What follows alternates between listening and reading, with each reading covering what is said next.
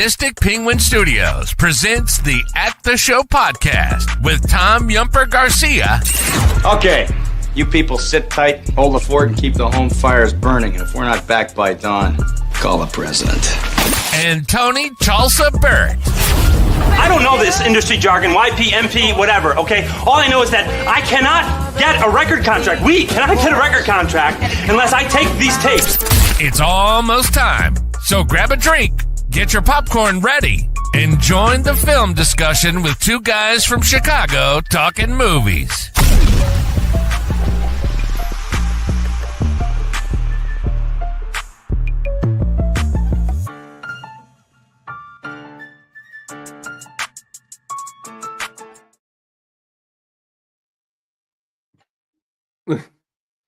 Hello and welcome to another episode of the At the Show podcast. I'm one of your co-hosts, Tom Yumper Garcia, and I'm with my other co-host, Tony the Sugar Baggy Burt. How you doing, my man? Doing good. Glad to be back on this Friday. I'm just glad the week's over. Yeah. Oh yeah. I kind of feel like that's a retrending thing for us when we come on. It is. Like I'm just glad for the week to be over.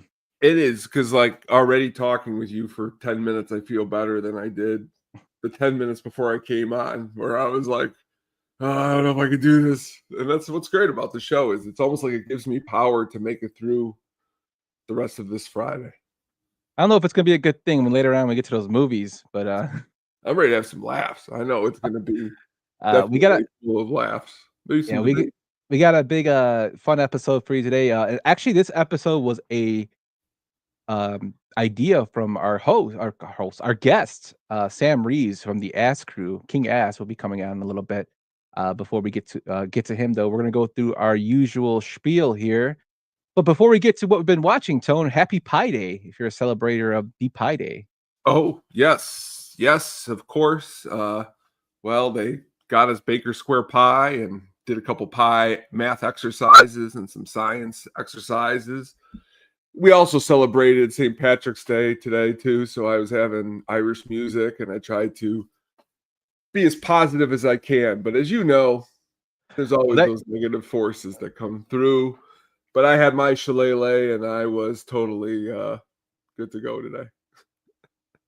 So was that your dance? Because you went like... Yeah, well, I did a couple dances today, but I'm sitting. If you were here, I would do a dance. I would do a jig?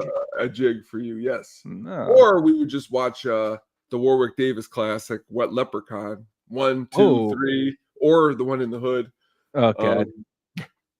Such a horrible movie. What a ridiculous movie. But again, before we move on to our thing, I was going to share this really quick. It's kind of a little bit of one of the news stories we love to share. Mm-hmm. Right before I was coming on here, Neil Blomkamp, who's done District 9, he just got the go-ahead, and he's going to be doing Starship Troopers. But it's going to be more based on the original novel than a remake of the movie that we've seen. So I personally have not read the novel. Have you read the novel? No, it's going to be something I'm probably going to check out. Like, I've been wanting to listen to it audibly, but I just haven't had time. Do it and fill me in, because I would love to hear more about it. So I just thought I'd share that with you before we got to move on here to our films of the week. I'm surprised you're not upset about the Starship Troopers remake. I'm not mad!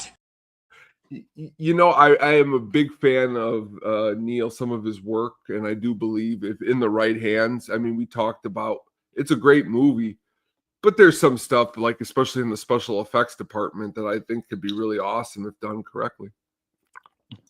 What a novel idea is what Mailman Jack says. Coming out with the hits. But let's get into Brian. You don't want to call Mailman Jack Brian. Oh yeah. Let's get to our first segment. What we've been watching. That's a me. And also, what were you just watching? Yeah, I'm sorry, Brian. I called you Mailman Jack. I heard it right away, and I knew, Brian. I'm so sorry. We will send a shirt to your house. Something. Yeah, we'll send one from our merch store. Straight to your house. He was the best guy around. What about the people he murdered? What murder? So what you been watching this week, my man? All right, I've been watching 2 movies here. First movie that I watched just came out on HBO Max this past Friday, and it was one that was at the movie theater that I actually wanted to check out. Hugh Grant stars in it. It's called Heretic. It is about 2 Mormon girls who are knocking on doors trying to sell their religion, and they knock on his door.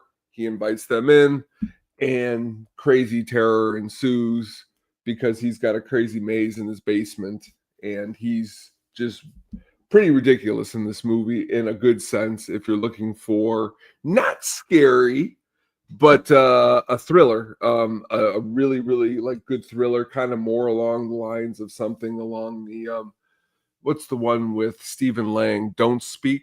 The one where he's like in the house and he can't see, or is it Don't See? I forgot the title. I'm not thinking, but again, pretty much a good movie about being trapped, and honestly, a good movie with a good plot, has a good religion overtone to think about, because that's the point that he was trying to make in it. But a very interesting movie. If you get a chance, check that one out on HBO Max. Definitely will check that one out.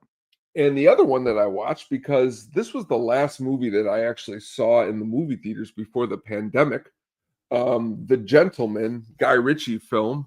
And this is kind of where I started to recognize Guy Ritchie as somebody a little bit more than who I thought of him before, which was like the guy in the movie 9 Months with Tom Arnold. Like, that's pretty much all I kind of thought of him. Even though he was in movies that were reveled, this was the first movie, because he was in a movie that was more towards like the Tarantino criminal line, and he did a really, really good job in this movie with Matthew McConaughey, who also does a great job in this movie. Jeremy Strong, Colin Farrell, Michelle Dockery. I think this movie's really, really fun. I even think I like Snatch, and I like Lock, Stock, and Two Smoking Barrels. I think those movies are great. I just think this movie is a little bit more mature and fun and funny too. I really like this movie a lot, The Gentleman. Have you ever seen this one? No, I have not. I'm actually 0 for 2 on your movies. Usually I've seen one of them, but I have not seen The Gentleman. If you really are a fan of like Snatch or crime movies, Hugh Grant, Matthew McConaughey, Colin Farrell, really even what's his name? Henry Golding knocks it out of the park. It's really good time. Check it out. Check both of these out. I think you'll definitely enjoy both of them. Nice. I will check them out. I know. Is it called Heretic or Heretic? It might be Heretic. I might have mispronounced it. Oh, no, I'm just asking because I don't. You're asking the person who can't I pronounce think it's Heretic. I don't even know what I just said, because I'm so excited thinking about The Gentleman. Because if you have not seen The Gentleman, definitely do that one first, because you will. That one will definitely be one I think you will enjoy a lot of. But what have you been watching? So I actually went back and watched an older film called Chronicles of Riddick, which is the sequel to Pitch Black. Now, I'm a big fan of Pitch Black. I really love the concept and the idea of it. I thought Vin Diesel was awesome in it as Riddick. And then I watched Chronicles of Riddick when it came out, and I did not like the film. I went back and watched it again to kind of give it a second try, and I still don't like it. I mean, it's not horrible, but I think you're just doing too much with the character, and it's kind of like went from like monsters and the space planet to he's like the descendant of this ancient tribe, and it was just like okay. So I'm not a big fan of it. I haven't seen Riddick in a long time, so I'll try to watch that. But Chronicles of Riddick, it was just I thought it would be more enjoyable as I gave it time to kind of like marinate and think go back. Okay, I'll go back to it. I couldn't get into it. Tone, have you seen Chronicles of Riddick? Charles only likes one movie by Vin Diesel, and it's none of the Riddick movies. So you're not. I just never been a fan, and and for a second, honestly, if you were going to praise this movie, I was actually going to go another route, because my dad would watch this movie all the time. I just wouldn't. And I was gonna be like, "Are you seriously him, man? Because you just keep bringing these bangers out." But no, I'm glad you did not go that route. This one particularly is could be the worst of all of them in my eyes. They try to do too much. Vin Diesel, I think, in Pitch Black, that's about as manageable as the character. Yeah, but the character could be. It just wasn't good. But I actually moved on to something that was actually enjoyable, and I started watching the RoboCop documentary that they have on Screenbox that's on Prime. The good thing there is that it goes through the entire making of RoboCop from the inception of the idea, where the idea came from, to like little background scenes to how they did the effects, and they did them like awesome, especially the RoboCop basic computer graphics that were shown. They did that with different screens instead of doing it with that we have now CGI. It's just like crazy all that stuff they had to do back in the 80s. Peter Weller's on there and he looks horrible. But I thought it was like one of the best documentaries I've seen. If you haven't seen it, you're a big fan of RoboCop, definitely check it out. Tony is frozen, and I'll bring him back. He's back. Hey, he's back. Here. Hello. It's okay. You were frozen. But The wind. It was the wind. It was the wind. Ben says, does Riddick drive more than a quarter mile at a time? Yeah. Yes, he does, Jen. He does. Me and my buddy Johnny always make fun of Vin Diesel and his the way he grips a Corona. The way he's like this with a Corona. It just cracks me up. Also, Corona is a horrible beer and he loves it. Can you guess the one Vin Diesel movie I like? I'll give you 3 guesses. Find Me Guilty? No. Have you ever seen Find Me Guilty? I heard it's good though. No, I have not watched that one. Oh, Sam says Boiler Room. And Sam has won the prize. Good job, Sam. Oh, really? You like Fast and Furious? No. What about Man if you Apart? if you were like, I got these free passes, would you like to go? I'd probably have to get in a different state of mind and then I'd have a blast. But if you were just like, let's go watch this, I'd be like, not really. Can we watch something else, please? Every time I see Fast and the Furious, I cannot help but think about Richard Roper. Triple X is even worse than that. It's like a step below than that. The Xander Zone, bro. Oh, but Richard Roper told us how much he hates the Fast and the Furious series.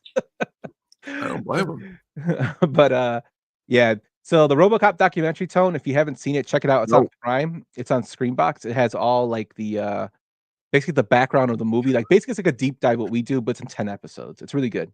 I'll check that one out, definitely. I saw when you sent this to me, I didn't even know there was a documentary, so I'll definitely check this one out. And Brian is right. Babylon AD is equally not very good at all. Vin Diesel, he just keeps making them hits, man. So that's what we've been watching. Let us know what you've been watching over on Blue Sky or on Twitter. We still check it every once in a while and post our stuff there. But I've mostly moved over to Blue Sky. I know Tony has as well. We are on Blue Sky at Statistic Penguin Studios on Blue Sky. And let us know in the comments what you've been watching this week. So Tone, let's get to the man of the hour. Let's get to our special guest here. And we have a little intro for him.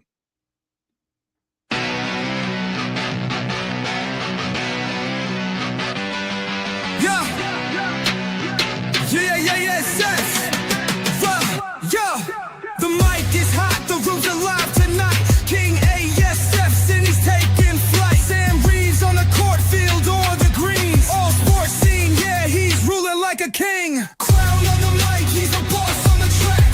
Sam Reeves stepping up, never looking back. Call it play by play with the fiery scheme. King ASF reigns on the all sports scene.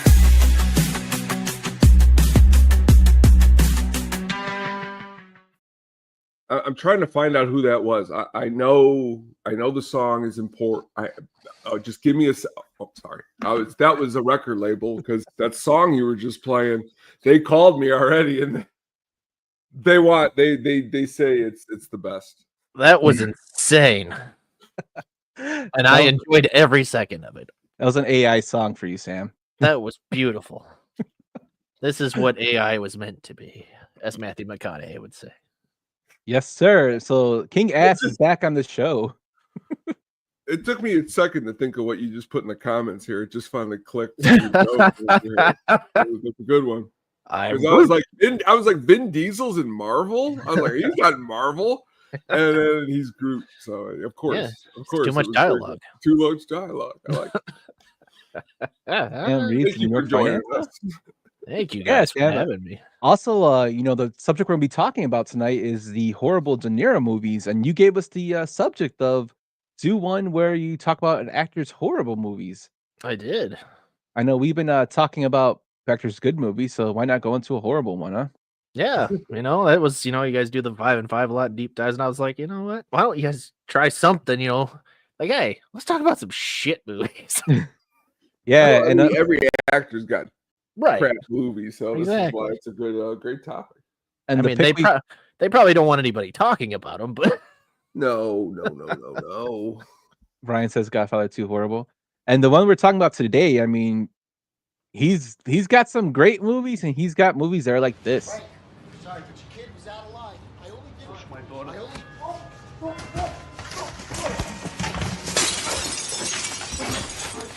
I'm sorry. No, please. No, please.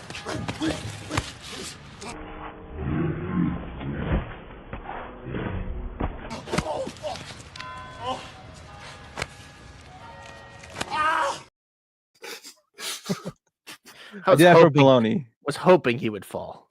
I just died. Yeah, that was for baloney. He asked me to put that in there for today. I've never laughed on a podcast as hard as I just laughed right there. So thank you. I needed that. I was thinking of that for some reason too. This whole entire process, and I was like, how do I bring that part up? But that was good. Now, do you think The Irishman was a bad movie, you guys, before we get into the picks? I do. I never saw it just because I heard about all the terrible de-aging everything that they used there. Right? And I was like, I don't want to waste 3 hours of my life on that. It didn't flow to me, but I think it was too long of a film. But I don't think it was like one of his worst films. The de-aging stuff did look really, really weird. That scene you just played, even right just there, from that scene, I saw it immediately. I was like, I can't do this. Something's not right here. Like, it just looks like an 85-year-old man with really bad makeup on. Yeah, he's kicking people. He can't kick anybody. Yeah, it was. It's like watching Mini-Me kick somebody. Oh man! That's shout out to Baloney because he texted me today and said, "You gotta play this scene." Like, all right. Well, he was amazing. That was great. That made my whole. But Sam, let's get into your first pick, my man. Let's do it. You're a good man for helping us. I appreciate it.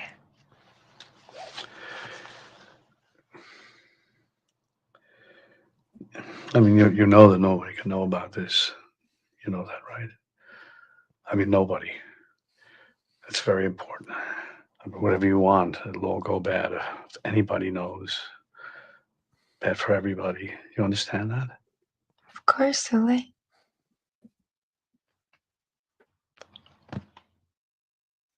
That was the best clip I could find from this movie. 2011 Stone, and he plays the role of Jack. It's directed by John Curran. His first movie that he has is, I'm gonna mispronounce this because it's hard. Chappaquiddick. Chappaquiddick. Thank you, sir. You're welcome. Mercy Road and Tracks. It stars Edward Norton, Mila Jovovich, and Francis Conroy. And the movie had a budget of $22 million and a box office of $10 million. Before we get to your reasons why, Sam, you can usually tell that a movie's bad because when I look for trivia for this, I went to several websites and I only could find 6 points that were really interesting. So, Sam, tell us why this is one of De Niro's bad ones. I saw this movie at my dad's house, like in the summer. We got it, I think, on Redbox or something at the time. And we had no idea what it was, but my dad's like, oh, it's De Niro and Edward Norton. This should be a good movie. It wasn't. It's Edward Norton, as you can see right there on the screen with the cornrows going on, immediately had me laughing. It's my God, the dialogue is terrible. Mila Jovovich is not the pick for this film, but you look at the cast, you're like, yeah, all right, it might not be a terrible thing, but oh my goodness, what a waste of, I think $1.50 at that point to rent a movie for the night. But yeah, I wish I would have gotten my money back. I mean, you could buy a Redbox machine now. They didn't deny it. I'm pretty sure. Probably for not that expensive. And we lost Tony, but I can go again. Brian asks, "What's Redbox?" And Mailman Jack, the real Mailman Jack, comes out and says, "Carrot Top sex organ." Wow. Yeah. I saw this. So when I first saw the trailer for this movie, I started laughing because it showed Edward Norton with braids, Mm-hmm. and I'm like, "What the hell is this?" It cracked me up. The premise, I guess, is okay. He works in a prison, and the guy basically gets his wife. Edward Norton gets his wife to fill in and kind of like sexually seduce him to do favors. Mm-hmm. I kind of get the premise of it, but it just was really, really bad. Mila Jovovich is really, really good in the Resident Evil movies because she doesn't talk that much, and in Fifth Element because of multipass. But this movie, it just was not good. Edward Nope. Norton, like two great actors too, that were on the score. They were in the score together. Mm-hmm. Apparently during the filming of this, a drunk fan approached Robert De Niro while they were filming it, and she was arrested and taken to the hospital, which I thought was hilarious.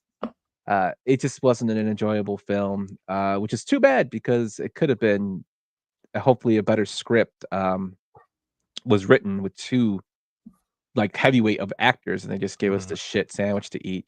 What'd you think of Stone Tone? Oh, it's not good. It's not good in a lot of different ways. Most of them are the ways that would put you to sleep. It's the script is awful. But like in these type of movies, like I've only seen it one time. But like if I had to watch it again, I would go into it as like, is this a prequel to Resident Evil? That might give this a little bit more excitement because, or is this like Taxi Driver once he got it all together in his head and now he's living this lawyer life? But this is too much. This is too boring for me. And Norton is awful in this movie. So bad. And Norton, and honestly, De Niro isn't at his worst. It's Norton that really drags this movie down bad because of, as he described, his cornrows, his overall person. I don't know who he was going for, but whoever he was shadowing for this did him some real disjustice. Well, apparently he shadowed real prisoners from the Southern Michigan Correctional Facility. Well, what it would be almost. To me, then he's almost, and I'm not saying this like to be like somebody who's like trying to like, but he's almost doing it then into a race, like almost a racial effect, because it's like, because that's the problem in the role, is that it's not only that he's doing that, but he's doing it really bad. Like, whereas if you see Tropic Thunder, Downey Jr. is playing a comedic performance, and he actually does it better than whatever Edward Norton's doing in this movie, which again is hampered by just an awful script. I mean, so like you got awful, and Edward Norton is never awful. So something was wrong. Something went wrong. But and for Edward, that's what it is. The audio clip that you played to intro this, I've only seen this movie once, and it was a way long time ago. But as soon as I heard that clip, it like snapped right in my head. Like I immediately saw it yesterday, and I was like, I already remember this scene. I hate this so much. Well, I've never laughed so hard at a De Niro clip and then wanted to fall asleep so quickly by you playing that clip, because it just like there's no like a movie like this. There's no action at all. No, it's literally just like, I'm in jail, and De Niro's coming to see me, and I got this girl. It's just like, okay, this is just. I rather honestly watch Pretty Woman with you two at 2 p.m. on a Monday than watch this. But that's just me. It was bad. Like I told Sam when you got Brostone, like I knew it was gonna be a bad film when I saw the trailer and him with cornrows. Oh yeah, I was just like, what the hell is this? And I'll look at a box, like I'll look at a movie and like I'll like pick it up and I'll stare at it and I'll be like, why aren't you good? You should be good. Because honestly, they're both great together in the score. So like they've worked De Niro and Edward Norton. So like in this movie, you know, and Mila Jovovich, I mean, she could go either way, but it's the script, you know, and it's just, and then Edward Norton's bad. So Yeah. It just like took away from any of their talents in this film. It really did. Brian said, "Don't diss Pretty Woman." I love Pretty Woman. That's my point. My point though is like on a Saturday, most people are watching football or sports at 2 p.m. Not Pretty Woman, but this 10 remake. They're making a 10 remake with Edward Norton. I guess I haven't That's heard pretty anything. cool. But Sam, breaking news here on the breaking news podcast. The 10 remake. Yeah, I saw this movie maybe twice, Sam, and like I don't want to see it again. I didn't even watch. Usually, I watch the movies for the review. I skip this one. Don't do it for review. It's just really bad. Yeah. I don't even know where the hell you can find this movie anymore. Turn Stone, you know, it's just that bad. What a bad title for a movie, too. Oh yeah, that's the thing too. When I was looking for it, I kept looking up Stone, Robert De Niro Stone, and it kept like showing me other movies. And then like I'm like, okay, Edward Norton Stone, and it showed that goofy ass cornrow picture. I'm like, Jesus Christ, okay. But yeah, not a great movie in De Niro's library or filmography. He's looking at you, yeah, because you just talked about his hair. Look at him. I like Edward Norton, man, but he was just bad in this one. What you say about my hair, bro? Yeah, bro. Nah, it's just bad. But let's move on to our next one, and this one wasn't any better. Wait, hang on 1 second. Why does it look like De Niro is like photoshopped? I know. It looks so weird. That's why I love the picture. It looks so weird. That's why I picked it. I love it. His face is really weird too. Yeah.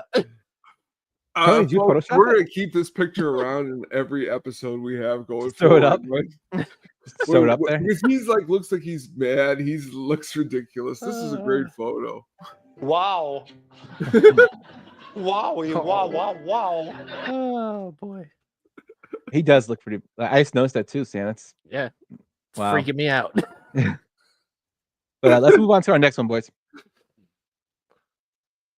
If I go down, Greg, I need to know someone will be responsible for the whole Burns clan. So I ask you, Greg, are you prepared to be the Godfucker? The Godfucker. The Godfucker. 2010's Little Fockers. He plays the role of Jack Burns. It's directed by Paul Weitz, who did Fatherhood, Admission, Bel Castro, and also American Pie. Yes, Jen, this is worse than the Herald. It stars Ben Stiller, Terry Polo, Owen Wilson, Jessica Alba, Blythe Danner, Barbara Streisand, and Dustin Hoffman. This movie actually made money, which surprised me. It had a budget of $100 million and made $310 million at the box office. This is where I disagree with you, Tony. He said to Brian, I'm sorry. He says all the Fokker movies were effing trash. I disagree. I thought the first one was very good. Well, first one's good, but two is not good. 2 I thought wasn't bad, but it wasn't the first one. Oh, but Scarface is bad. I'm sorry. Yes, Scarface is horrible. But Meet the Fockers, you know, that's got something good to it. Get out of here. I Meet the Fockers doesn't have somebody who's supposed to be playing a Latin character with a horrible accent. No, it said it's got Dustin Hoffman, who's trying to be overly cheesy and doesn't pull it off at all, and Barbara Streisand, who's again, get out of here. This is a bad decision of casting. Why? Because Barbara Streisand? No, I like Barbara Streisand. I'll watch The Star Is Born with you tomorrow at 2 p.m. right after Pretty Woman. What's going on tomorrow at 2 p.m. that you want me to come to your house? I just started saying that because it sounded like something funny I can keep. He's got a standing appointment to watch movies. That's it. You know, we're watching romantic comedies tomorrow at 2 p.m. No, this one I thought it started like it kind of shows like the series how they try to pump money out of shit, and I'm pretty sure the same thing with Reddick. If I watch that again. The first one was good. The second one was and then the third one is really shit. good laughs. This one was horrible. Like it wasn't. They kind of squeezed all the juice of comedy and creativity they could out of the series. There's a line I used from the first one so much. It's no wonder why this goddamn thing burnt down. You put so much goddamn lacquer on it. I probably say that every time something's going wrong. It's just hilarious, but when you get to this film, it's dry. The jokes are dry. Yes, extremely. Mailman Jack says you just want homemade enchiladas tomorrow at 2, Tony. Oh, okay. Well, yes. Can we watch Pretty Woman and eat enchiladas? That would sound amazing. Sam, have you ever seen this film, and what'd you think of it if you have? I have not seen Little Fockers. Thank the Lord. I saw Meet the Fockers before I saw Meet the Parents, so I had no idea what the hell I was watching when I saw Meet the Fockers. I enjoyed Meet the Parents and Meet the Fockers, but even when I saw like Little Fockers came out, I was like, yeah, it seems a little tired. I don't think they need a third one of these. And it seems I was right.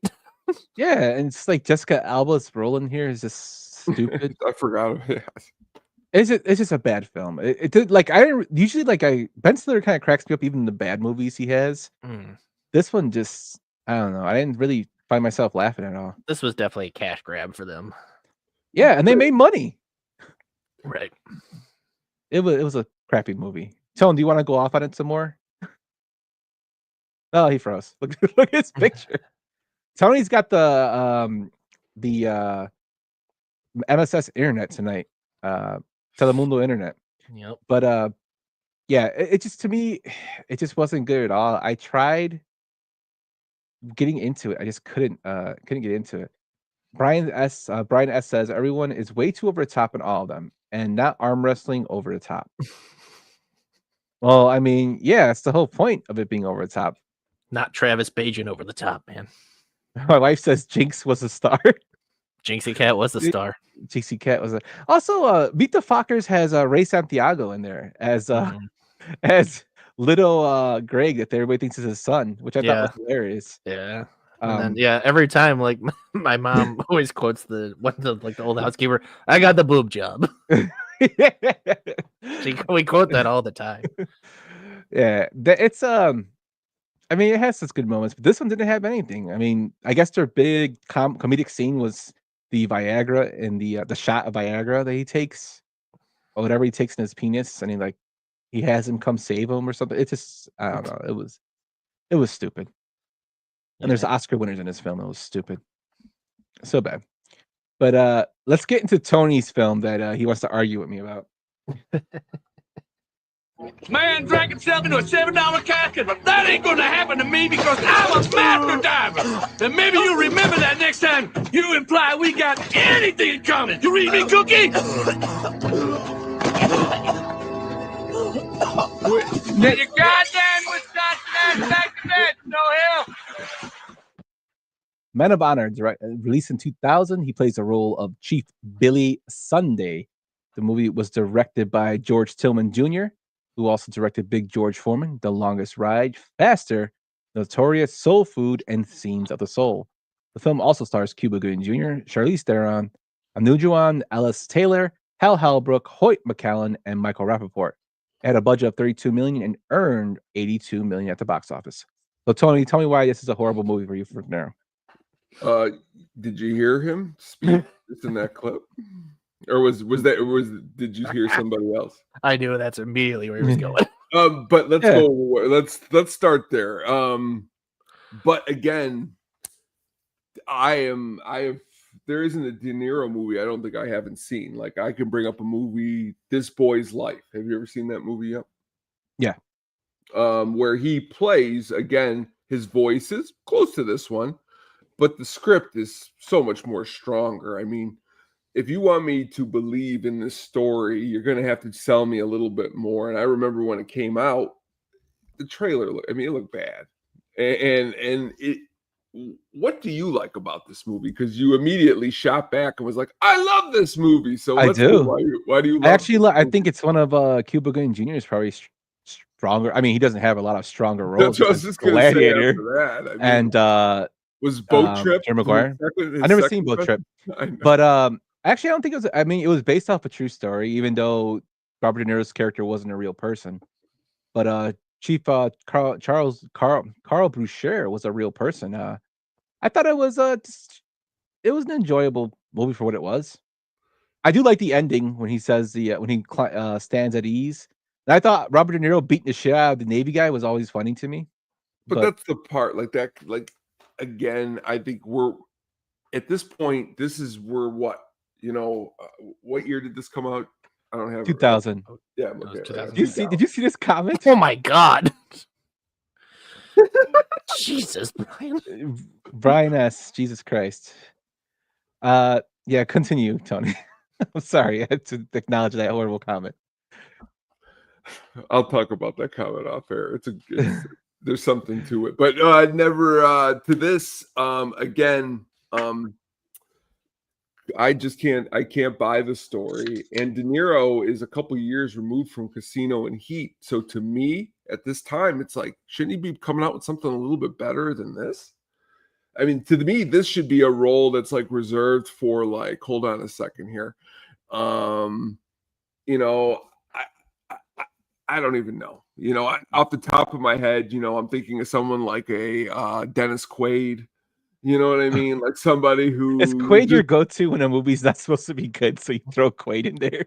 Well, when I think of this movie, it reminds me like you can go to the movies and see this one in Frequency back to back and be like, wow, I could have slept 4 hours in my bed, but I like guess Frequency. Well, I know you do. You like some bad movies. That's okay. We like you still. It's good. Yeah, but this movie, you like Scarface. But Scarface, again, you see people walking around in malls and in cities and in towns wearing Scarface stuff. Do you see people walking around wearing Men in Honor shirts or Frequency? That don't mean shit. I see people Well, it means that people like one fucking... of them more. I'll tell you what it does mean, that people like one more than the other. I can tell you that. People like pineapple on their pizza doesn't mean it's right. But people don't walk around with pineapple on their pizza on their shirt. I've seen people with pineapple on pizza shirts, bro. Okay, they're out there. Again, back to this. Look at this picture right here. Look at De Niro's hair. This is a guy who he was underwater. Again, who is he? I used to have this little figurine when I was a kid. It was a little submarine man. He went underwater and he's a Navy diver. Up and back. That's who he reminds me of. I just goddamn Navy diver, Tony. I like, honestly, if you really want to know the truth, I think the Fokker series was better than this. But that's horrible. Horrible pick. So, Sam, have you seen this movie? I've always seen it on TV. I've never actually sat down and watched it. I've always seen it in parts, but I do remember De Niro's attempt at an accent in this film, which is crazy because he did Max Cady from Cape Fear, and that was like a Louisianan accent, and it wasn't that bad. He was actually nominated for an Oscar for that role. So I don't know what he was trying to go with in this role, his accent. It didn't work. It was almost as bad as his attempt at Killers of the Flower Moon to have any sort of accent. So. Yeah, oh my god, he got nominated for an Oscar for that one too. I know. I wanted to pick that film, but I didn't because I liked the overall process. Yeah, of the film, but here's a little positive to De Niro. A lot of this has to do with because it's a biography. I don't really like cookie cutter stories. That's what this is. He's not playing with much to work with. You know what I mean? So, like, to be fair, it's a safe performance, and I think sometimes maybe that's why I don't like it either. The accent. Brian, your opinion on this movie does not matter when you say The Crow is bad. So that's all I gotta say. Well, again, what can I say? Sam said, "Sam, was it a bad movie? Sam, was it horrible?" It wasn't horrible. It's just not a good movie. See, Tone, he said it wasn't horrible. That's all I heard. It's not a good movie, but it's not a horrible movie. Man, Cuba cannot catch a break, man. How many movies has Cuba been in? He was in that movie I talked about, Harold. He was in that movie where he plays a janitor with a kid that looks like he's like 50. That was the whole point of that movie. I mean, and he's in a decent movie, Men of Honor. And you guys can't give him his props. He was. I actually think his brother was more talented. I think it was Omar Gooding. Yeah, he's in Smart Guy. Yeah, he's Mo. Mo from Smart Guy. My favorite Cuba film is Snow Dogs. So. Oh God, Snow Dogs, classic. Oscar worthy. Speaking of Oscar worthy, listen to this one. Uh-oh. Are you talking to me? And who else are you talking to? Are you talking to me? Well, I'm the only one here. So you must be talking to me. And you are lying! Now catch Moose and Squirrel, and next time use the CDI on them. Rocky and Bullwinkle, released in 2000. He played the role of the fearless leader. It was directed by Des McAnuff, who did Cousin Betty, Jersey Boy Live, Caesar, and Cleopatra. He did a lot of TV shows, and I understand why after I saw this movie. It stars Rene Russo, Piper Perabo, Jason Alexander, one of the Quaids, Randy Quaid, June Foray, Keith Scott, Janine Garofalo, and Carl Reiner. It had a budget of $76 million in the box office of $35 million. Tone. Yes, make me a shirt, Jen. Make me a Please make it bit of for him. honors. Sam, this is one of your picks. Tell us why you picked this one. I saw this movie when it came out in theaters. I was 7 years old. So, I was a child. I had no idea. I was like, "Hey, cartoon movie, yay, fun!" Child. I watched it again when I got a little bit older, and I was like, "What the hell did we go see in the theater?" Like, why the hell did they pick Robert De Niro, Rene Russo, and Jason Alexander to be these quite the trio right there. three very good actors in their own different way? I think this is a time where they started going off those old cartoons. I mean, Dudley Do-Right was made with Brendan Fraser. That was really, really bad. Yeah, it was horrible. But movies to make, like you made like Dudley Do-Right and like Rocky and Bullwinkle. Like, why the hell would you make maybe an animated one? But right, because like the animated show was so fun and so cute and like good, and then they're like, "Oh, let's do it like I'm a kid." I'm like, "Okay," and then that get up for De Niro. To be fair, they were playing around with the beginning of doing the animation and the live action together. Mm-hmm. So like a Roger Rabbit? Yeah, well, like look now, they got Moana coming out, and it's not Moana, Lilo and Stitch. Yes, and it's like, and everyone's like, "This is gonna be great, a lot of stuff." Like again, this came out I think at the wrong time, and people weren't really at the time like they were really harking on the performances of these actors in this movie. De Niro got reamed for his performance in this movie, like bad, rightfully so. Like and like you just again when you brought this up, it made me laugh because I was I think I'm a couple years older than you, Sam, and I remember when it came out, and again, it was like to us because I think I was like 13 or 14. You could just be like, "Stay away! It looks like poison. You don't want to see this." But you being 7. Even my dad who grew up with like Rocky and Bullwinkle was like, "This is awful looking. This looks like garbage." But a kid who would watch this and be like, "That could be okay." You know what I mean? But De Niro, when you realize this is the man who, as you stated, played in Cape Fear, and this is him with this little eyepiece on in this picture, or this face right here. Oh my god. He looks like Ben Kingsley right there. It's not good. I mean, to be fair, Kingsley now. If you go to like Al Pacino, I mean, what do you think of you ever see Dick Tracy? Yeah. You like Dick Tracy? Actually I like it more for the cinematography and the sets than I do actually for the acting. But like look at Pacino in that movie, who plays again an equally ridiculous performance than De Niro, but it plays to who Pacino is.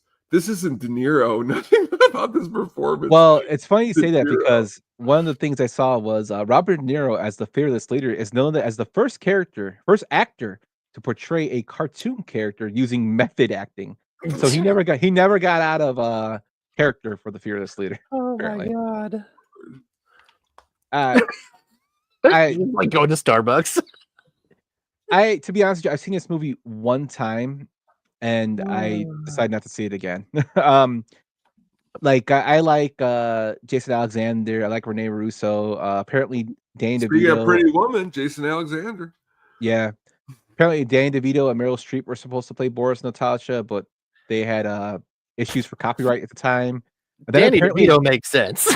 Yeah, but listen, another pair they said they actually asked Cher and Joe Pesci to play those roles. And he turned them down. That was probably Pesci's like smartest choice and Cher's. It's just not a good movie. I do not understand the concept of it, why you would want it, but no. And then John Goodman's randomly in this film too. Yeah, him and Billy Crystal, they're both in it. Oh my god. So is Keenan and Kel, they're in there too. Yeah. They're it's just so bad. Oh my god. Bad idea. A lot of money made to spend on a bad idea. It's got Randy Quaid, so it's automatically up. Oh god, Randy Quaid. Well, it's got a Quaid. It's one of Tony's the Quaid family. Right. Well, I mean, I have no problem with the Quaid family, and I really have no problem with Dennis. Yump's the one who is a big Dennis Quaid fan. He just gets offended every time. I don't get offended. Yeah, you do. You're a big frequency guy. You just said it a little while ago. Oh, I just said that just to see what you say. Oh, I know. I like to just get under your skin. Yump says the rookie is better than the natural, so. Oh, it is. It has Saint Rita in it. That is the that right there. If I didn't know who you were, that could cause us to get into like a blow up explosion. The monocle is killing me. Is what my wife says. The monocle is ridiculous. Monocles need to make a comeback. You should wear one, Brian. It look good on you. I mean, that haircut That's alone. what they call the glass piece of monocle. Okay. Right. Cut your hair like this, like the monocle. And come to a Sox game. Sit next to me at a Sox game. Just do it. And don't say anything. Yeah, have Luke sit because Luke sits right next to me. Like have just Luke just see you in this new look and see what he says. What the hell? Yeah, do a double take. But yeah, this movie's really, really bad. Sam, you really picked the winner in this one, man. This is and do this not is see why I Rocky did Bullwinkle. De Niro is such a great actor. I was like, that's why I wanted to be like, let's pick a really good actor and find some shit movies that they did. Yeah, this is like the top of the heap for that one, man. Oh yeah. This next one we're gonna talk about is God, even just bad. Hey, why'd you call him Zachary? Answer me. Richard. Because he wasn't responding to his own name. That's bullshit. I want the truth. You set me up. It's okay. You needed my okay to push him, but you wanted him pushed. Why? Paul, you've gone completely. Stop telling me what's wrong with me and tell me what's wrong with my goddamn son. Godson, released in 2004. He plays the role of Richard Wells. It's directed by Frank Callow and Nick Hamm. Now, the funny thing is, Frank Callow also directed this film. He has no other directing credits after this. Nick Hamm, on the other hand, did this movie. No. Yeah, he did films like William Tell, Gigi and Nate. You know what? Maybe that's a godsend. Yeah, Gigi and Nate, Driven, The Journey, and Talk of Angels. The film stars Greg Kinnear, Rebecca Romaine, and Cameron Bright. At a box office of $30 million, and it made somehow $25 million. Now, when I saw this film, it looked interesting from the trailer. I was like, okay, it looks like something like maybe a thriller. It's a piece of shit.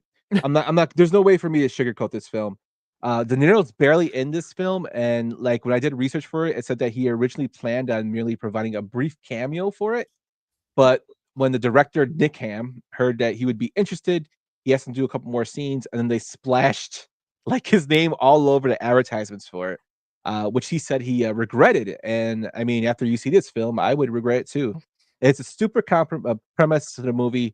It's overly acted. The dialogue is garbage. De Niro, I guess, tries to save it, but his lines are very, very like generic, and it's just horrible. I've seen this movie one time. Another movie I did not want to rewatch for this show, which is like the second movie I've done in a while. Besides the one I talked about earlier with Tony and Sam. This one, I did not like it the first time, and I did not want to watch it after that. That's how bad the movie is. Not my most hated movie, but just a waste of time. Have any of you seen this film? I've never seen Godsend. Don't. Again, I mean, when you got a catalog like De Niro's, you're not going to, go for this movie ever at any time. Honestly, to be fair, you might even go with Rocky and Bullwinkle over this movie. Because it's that. I would. I definitely because would. To me, and I'm not hating here because honestly, there are some Greg Kinnear performances that I enjoy, but Mystery Men. He strays more towards the humorous type of side. So him screaming like that at the beginning, I couldn't help but laugh because it sounded so, to me, unbelievable, which makes the movie and De Niro playing, his role in this is unbelievable. He's got this movie in the 80s called Angel Heart, which is pretty good. And he's barely in that movie. Yeah, but that movie, he's barely in that movie. But like, look at the impact he makes in that movie. And in this movie, his impact is not much. Yeah, I did a blog on like his best roles, and I included that one because nobody ever Yeah. talks about that. And he just kind of mesmerizes you on the screen with that. Mhm. He plays the devil. But in this film, it's just He I mean, doesn't he's just in he there. doesn't mesmerize you? Come on. No, he's just there. It's like a good It- child. He's a good man in this movie. it's just bad. Not good, not good. It's about cloning, man, and I did not enjoy it. It let me down. The vibes from the pictures I'm seeing, it look like a bad like parody of The Exorcist. It's there was a period in the late, like right when this came out, a little before it, where they were just releasing these movies where they were it's actually a prequel. No. But Tony, finish your go on. thought. No. No, but again, it's just a lot of different movies like around this time, like where it had to either do with weird forces, you had End of Days, you had Stigmata, you had this movie, you had Bless the Child. I mean, I can go on forever of these type of movies that just all of them are not the best. But again, they could be, because The Exorcist, as you stated, is okay, and this movie is a really bad spin-off of all of everything that you dislike in a movie put together. So Brian asked this question: was Angel Heart better than Untamed Heart? Now, Sam, have you ever seen Untamed Heart? No. So Untamed Heart's kind of like a romantic, I guess, drama, I guess Tony call it. It's with Marissa Tomei when she was like first breaking out like as a star, and Christian Slater. And like Christian Slater has this heart condition. They fall in love after they meet like at a restaurant. But there's a story Christian Slater tells her about his heart, of how he got his heart. He got tell him how he got his heart, Tone. Well, first of all, before we get to that, I've been involved in middle school and in high school in hour-long debates over this scene that just brought up. Because he explains a story about how he has now a baboon heart. And to me, and she believes it, and they like fall in love. But like to me, it's, and I don't know, I don't want to be, maybe this is a normal thing. Maybe baboon hearts are transported a lot, but to me, it just seemed to be a little bit unreal into the story. But could be real. No, it's not even like, oh, I went and they gave me a baboon heart. It's like, oh, this king in the jungle was fighting this heart of a baboon. That's what he tells her. No bullshit. And like she believe. It's been such a long time. Yeah, I forgot that. We'll see. Yeah, it's why it's so funny. Like, and like That's he worse than I even remembered. Spoiler: he dies after he catches a hockey puck in his hand. Oh, he does catch a hockey puck in his It hand. had a pressure point, and then he died. No, later in the movie, he dies after that. It's a horrible movie, but yeah, the fact that Brian brought it up, we just had to talk about it because Tony used to make fun of it a lot when he was younger. He said Oscar winner Marissa Tomei. Anything to talk about over Godsend, which is a shitty movie. It's the most fucking absurd movie ever. You and Caitlin need to watch it. Yes, Caitlin, watch this. She would never. Untamed Heart. I don't know, man. She likes the girly films. I'll sell it to her as a girly film. You like baboon hearts? You like girly films? I got the movie for you. Sam, you just gotta watch a Sam just for him catching the hockey puck. You like sports too? It's gonna be great. Oh, she's interested, Sam. Oh yeah, I'm sure she is. I'm sure she is. Let's get into our next one, guys. Yeah, what are you doing here? Some noises. They say you come out of the woods with a shovel. Everything all right? No. Emily, all right? You stay away. I want to see her. Stay away. I'm gonna call the cops. I want to see her now. Oh, shit, fuck.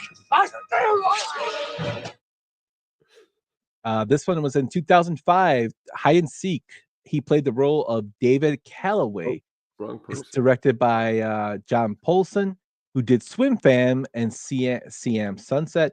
It stars Dakota Fanning, Famke Janssen, Elizabeth Shue, Amy Irving, and Dylan Baker.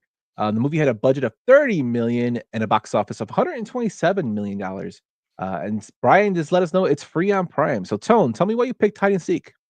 Because when I was got done watching it, I wanted to go hide and seek, which was really not a game I usually played at the age of 6. I think it was like 16 when it came out. So it was really weird to have that feeling after seeing such a performance.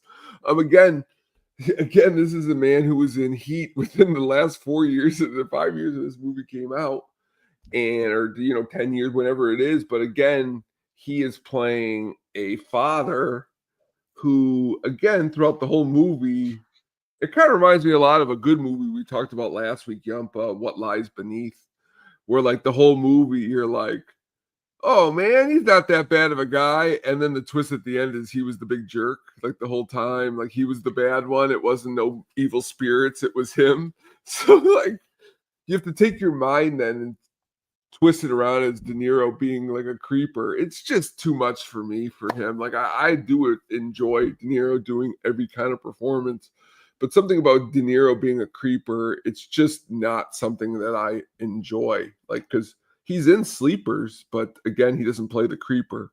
So I'm okay. But him in this movie, it just wasn't a good performance. Now, to be fair, he's actually got a lot of really bad performances in the last 15 years. But this one is just one that I remember going to the movie theaters with friends and being pretty upset when we left because it was like, what was this? But you might like this one. I don't know. Can you see me now? Have you seen this film, Sam? I saw it once a really long time ago and don't remember much about it, but seeing that shower curtain right there, I remember that scene specifically. And I remember just Dakota Fanning looking like pretty much a child cancer survivor. She wore a wig for this show. She was so pale in the movie, and then like the dark hair, she just looked sick. It was horrifying. So when I don't know. Tonight I'm gonna have to weigh this after. Is it going to be the child cancer survivor, or is it going to be Cuba Gooding Jr. as Radio in that movie? Oh God! It's really going to be. They're great. They're amazingly witty. So good job. But yes. No. So when I saw this trailer for this film, I thought it was actually going to be. It looked pretty interesting. Because of the trailer, and then right. I was fooled by the trailer. Of course, I went to go see it.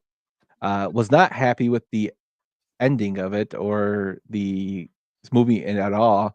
I thought Dakota Fanning wasn't that bad in the film.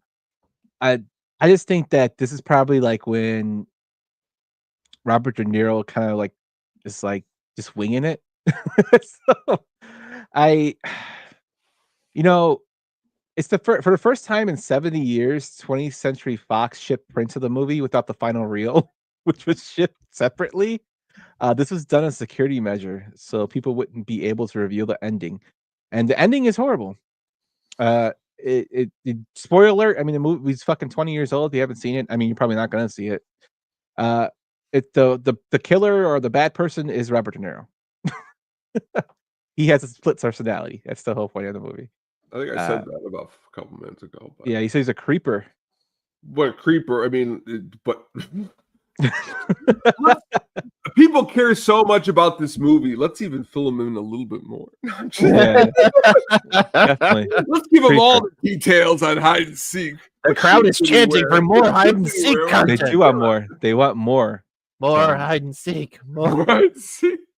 It's bad. I'm very surprised it made 127 million off 30 million. Maybe the trailer sold a lot of people like it did me. Pretty much did. The people are clamoring for a deep dive on hide and seek, guys. No, Jesus Christ, I don't know if I can.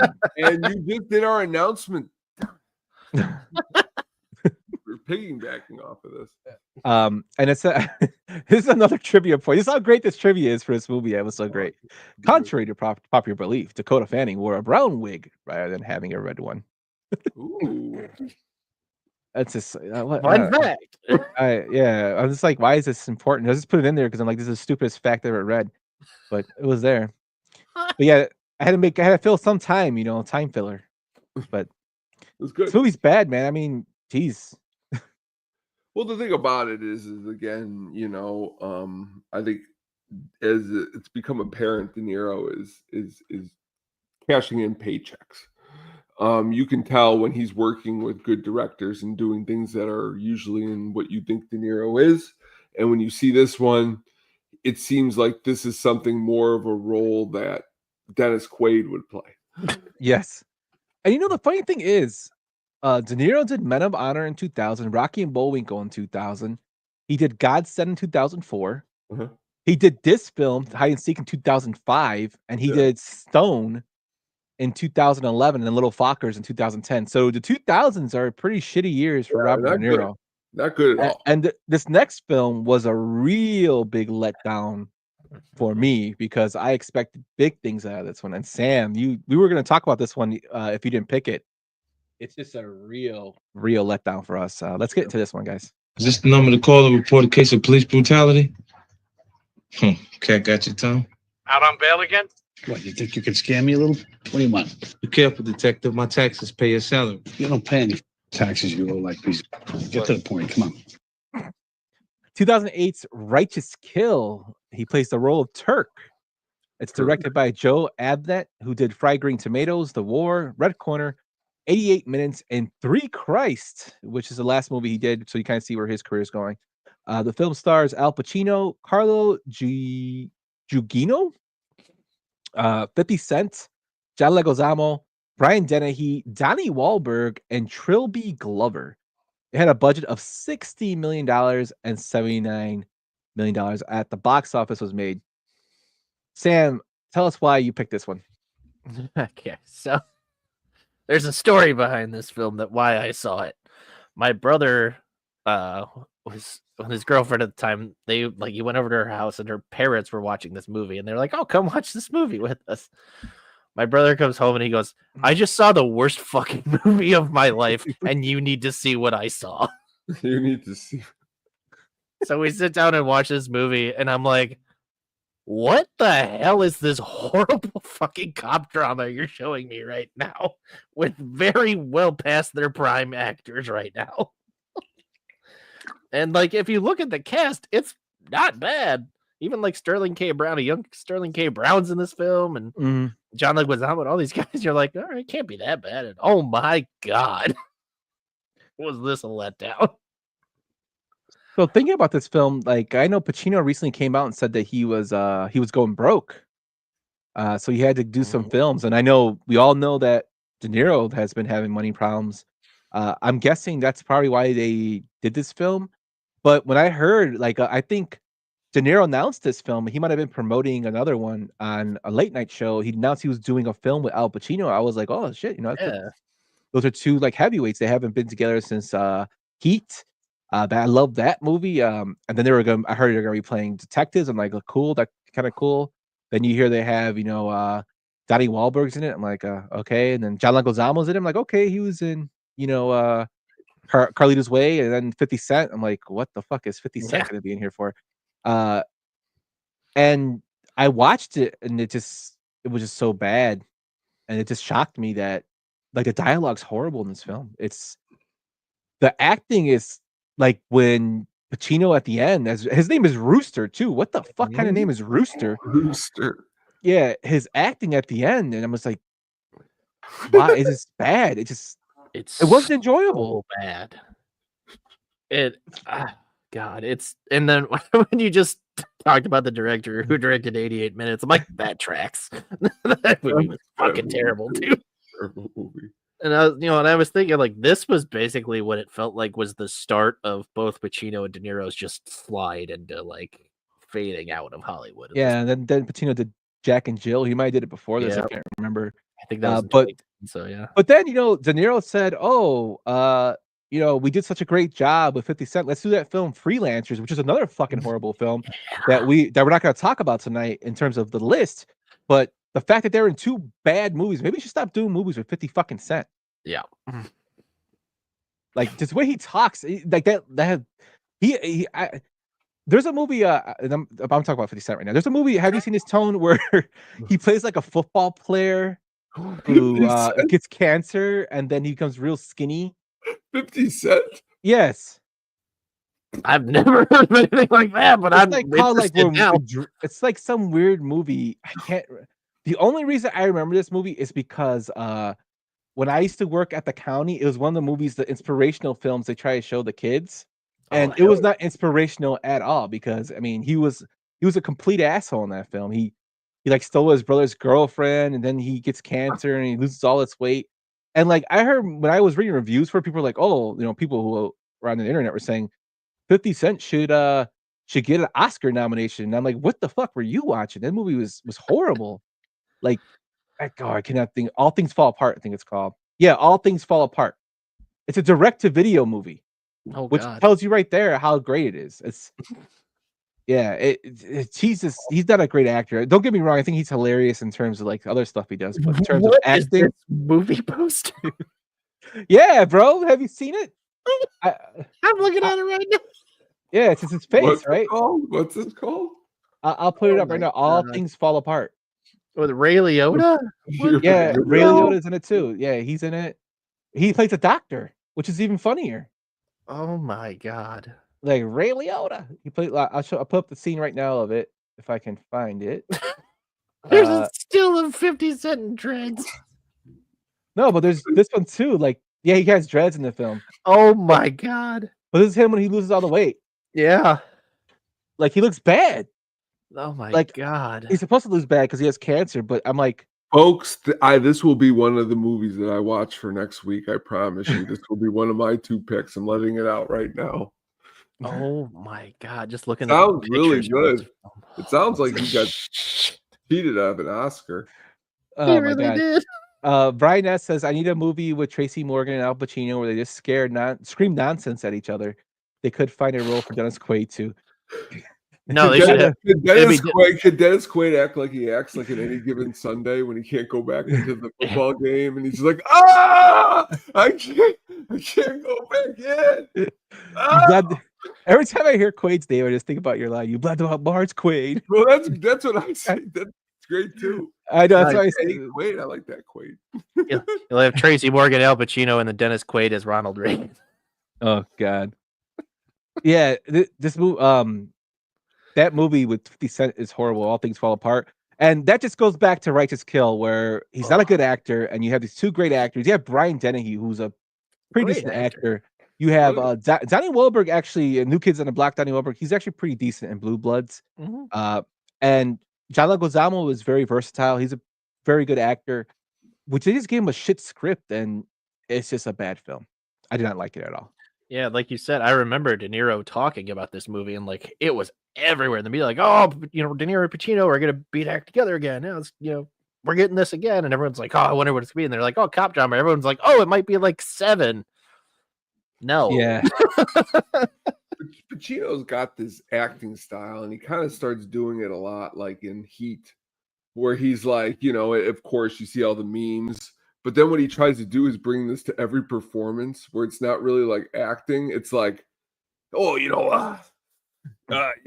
like chewing gum, and everyone's like, oh, okay, what are you gonna say, Al? He's like, So there's a lot of breathing. It's a lot of not. You see him in the picture. He's adjusting his tie. It's like a lot of motion. A lot of grunts. Then like he does it in Once Upon a Time in Hollywood. He's just like, and you're like, oh, that's Pacino. We love him for it. But like, he does it sometimes in this movie. It's the whole entire role. And then at the end, with the turn of the cards, you're like, oh my God, just shut up. You're almost like, all right, Al, this is another thing too. Let's listen to this trivia point here. This is a trivia point from Righteous Kill. Carla Gugino appears as Robert De Niro's sex partner in Righteous Kill. A notable callback, remember this, a notable callback to her role as his daughter in this boy's life. How is that a fucking notable callback? That's from IMDb. That line is from IMDb. What? I was like, a notable callback to her playing his daughter. Yeah, how is that a notable callback? That's not. And in terms of Pacino, Tone, like that persona does well in certain roles. Like I think when Pacino did the Ricky Roma and Glengarry Glen Ross, and then he brought that to Son of the Woman, like those were like he thought, okay, I want an Oscar for this. Let me just keep doing this shit. Because then he did it kind of in Heat, and Heat was okay. And then he just kept doing it, and it just kept getting worse. He did it in Devil's Advocate, and I was like, okay, a little over the top, but he was Devil. Jack and Kept Jill. doing it. Yeah, he kept doing it. Jack and Jill, and just starts screaming at people. It's just Dunkin' Donuts. Ah! Dunkin' It was just, I don't know, man. I mean, I'm gonna be really honest with you. I mean, I'm taking a look here, and Pacino's last, honestly, movie where you could be like, this is a pretty good movie. And I don't even know if you like Any Given Sunday, but that's the last one that I think I could sit there and say that, okay, he's in a pretty okay movie. But then 2000 hits. I mean, Insomnia is pretty good with Robin Williams. Yeah, that was like a nice but then after that, it's like Geely, which is your favorite, Sam. And then we have like Two for the Money, which is kind of bad with Matthew McConaughey. Yeah, that's Ocean's 13. And then he follows Ocean's 13 with 88 Minutes and Righteous Kill and Jack and Jill. And you ever see Stand Up Guys? That's pretty bad. Nope. With Christopher Walken. He did a film in 2015 where he plays a singer. Danny Collins, that's bad. I like Danny Collins because he wasn't like over the top. I actually enjoyed that film because that's the reason. I guess it was yeah, but by this point, I mean, to me, it would have been good if I didn't watch him in Jack and Jill. So it's like, okay, we've seen you in these awful performances. Now you're Danny Collins. You're not believable with this long hair, pal, because he's talking about he wrote songs with the Beatles. Like, I'm not buying this role, man, because I have just seen you in Righteous Kill where you were chewing gum like it was way too much. And I get what you're saying, though. I will give you credit because I saw Danny Collins. And out of all these movies, it's the closest thing that you can say to be like, well, this is kind of closer to Al Pacino. But he's burning bridges with bad movies, He needed money. He was broke. You know what I'll give him? Did you ever see it was on Amazon? It had only 18 episodes. He was in a television show called Hunters, where he was the head of like Nazi hunters. That wasn't terrible. But again, it's a television show. Paterno was good too. He wasn't bad in Paterno? Jack Kevorkian. Kevorkian. He was like What's Killing Jack or What's Up Jack, something like that. He did three HBO movies back to back to back. Paterno, he wasn't terrible in. Phil Spector, he wasn't bad in, and then the Kevorkian one. Yeah, the Kevorkian was the first one he did, which is he won him a Emmy, and I think a Golden Globe too. But he and the Irishman, he plays Jimmy Hoffa, and Jimmy Hoffa's kind of a hothead, so he wasn't horrible in that film. He was actually good in that too. He was actually way better than De Niro. Oh yeah, but I don't. This movie, Righteous Kill, it's a disappointment. It's like when you really, really want to try something to eat. Like, you know what? I'll tell you what. Like, you go see his pizza place, and you're like, man, everybody's talking like Pequod's. Everybody tells me how much Pequod's is. And it's so great. And I tried Pequod's, and it was like, eh. This movie's like kind of like that, only that Pequod's taste like shit, and it did taste like shit. It was okay. This movie just sucked. Like, I wanted it to be good, and it was just bad. So bad. Real quick, a good HBO De Niro movie. I don't know if you ever seen when he played Bernie Madoff. That House of Lies or Wizard of Lies. Yeah, he was actually Wizard of Lies is like Wizard of Oz. He's playing to his old to his age, not de-aging tactics like that video that you played. Can you play that one more time before we move on? Oh yeah, sure, I can play this. This is for those who have not seen Robert De Niro with his vicious kick. Frank, sorry, but your kid was out of line. I only did push my daughter.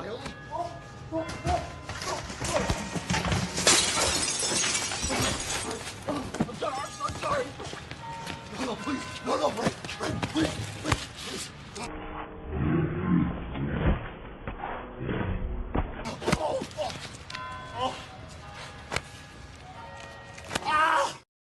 The kick at the end is the best. When he tries to stop on him, that's the best kick. Like, that's the scene from The Irishman when he beats the shit out of that guy. They should have just taken the de-aging off of that scene. Yeah, it's like, it's like an 85-year-old De Niro trying to kick somebody.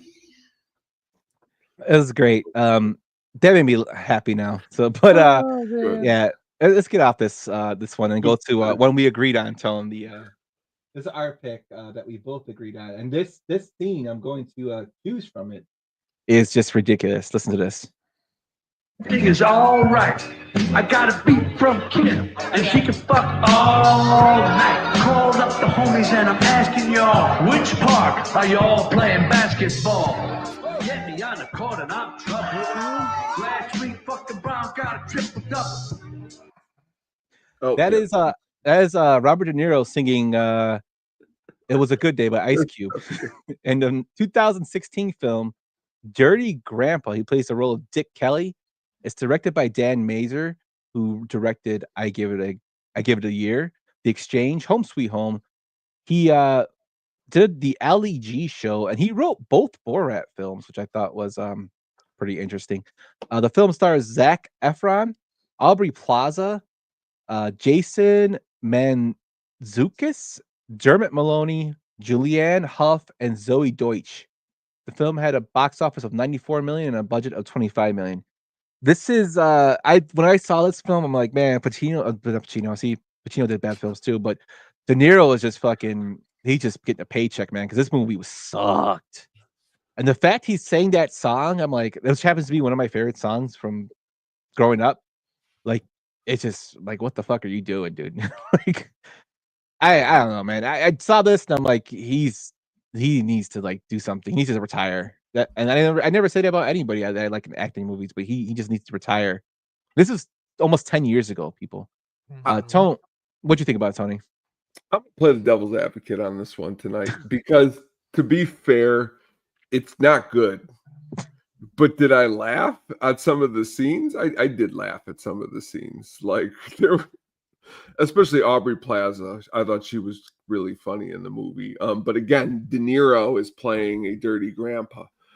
This is Oscar winning. Like, that's the problem, I think, with the movie is like, if this was like John Lithgow, it could have been good, but maybe not even John. I don't know who could have played this role to make it good, but that's great. It's really dirty though. I mean, it's not, the title is like, he's not like a rated PG-13 grandpa. Like, this is a rated R movie, and De Niro is hamming it up to his biggest ability, and Zac Efron's playing the straight-faced character, not believing that his grandpa is this dirty, I guess. But again, by this point, man, De Niro again. I mean, people aren't going to the movie theaters. Like, if you're somebody from the 1980s, 90s fan of his collection, are you really going to see him in Dirty Grandpa? Probably not. Dan, what'd you think about this movie? I saw a trailer for it and went, I will never watch that movie. That one actually surprises me because there's some of that, like this is like pretty much like a B-rate Adam Sandler movie, pretty much. But instead of like, what movie could have made it better was like if Buscemi was like the grandpa or something. Like, people would have bought into it more. Yeah. But again, like, this is a very bad poster too because it looks photoshopped. Yeah, as they said, they're like, it kind of just reminded me of Bad Grandpa, and I was just like, I've already seen John Knoxville. Yeah, this one just I don't know why he took the role. Again, he probably needed money. Aubrey Plaza is the best part of this film, I think, Tone, in my opinion. She's great in everything. Yeah. It just I think this is when he's at the low of lows. Yeah, and I think Tony nailed it on the head. Like, if it had been like somebody else, like Buscemi or somebody else, that probably would have seen it. But it's like De Niro, and I was just like, okay, I've seen him try to do this. I don't want to watch this. That's it. Like, this is like a reverse Meet the Fockers for him. Like, this is him playing the Dustin Hoffman role, basically, in Meet the Fockers. So these are two people that were considered for the role, Tone. He's playing a priest. He's playing a grandpa. He's playing a dirty grandpa. He's playing a guy in a submarine suit. Right. What is he playing next? Well, Jeff Bridges and Michael Douglas were considered for the role of Dick Kelly. Jeff Bridges might have been funny, but again, and I think if this movie wouldn't have come out, like if this movie and the Lex, I think, because there's some really, honestly, some questionable things that I don't think that, if this was after COVID, it might not have made the cut into the film. Like I said, you haven't seen it. There's some dirt. I mean, there's some stuff that is almost like, okay, It's not good. It's not like the funny thing is De Niro did not participate in the film's promotional circuit, and that's probably why. C. McD says maybe he could have played a dirty mob grandpa. Yeah, he could have. Of course, Brian thought this movie was hilarious. That's it. Like, I do find it, like, if you put it on, I would laugh and I would point out. But like, if you're somebody like Sam who just sat through Righteous Kill, and then someone's like, "Guess what's coming out this weekend with De Niro? Dirty." Righteous Kill 2. Yeah, Righteous Kill 2. Third, the second. This one, De Niro didn't participate in the promotional thing of it, which kind of tells you that this movie was bad. This funny part is, Sam, that the screenplay was featured on a 2011's blacklist of recognized as one of the most liked unmade scripts of the year. Who the fuck was reading that? Right. What I want to know.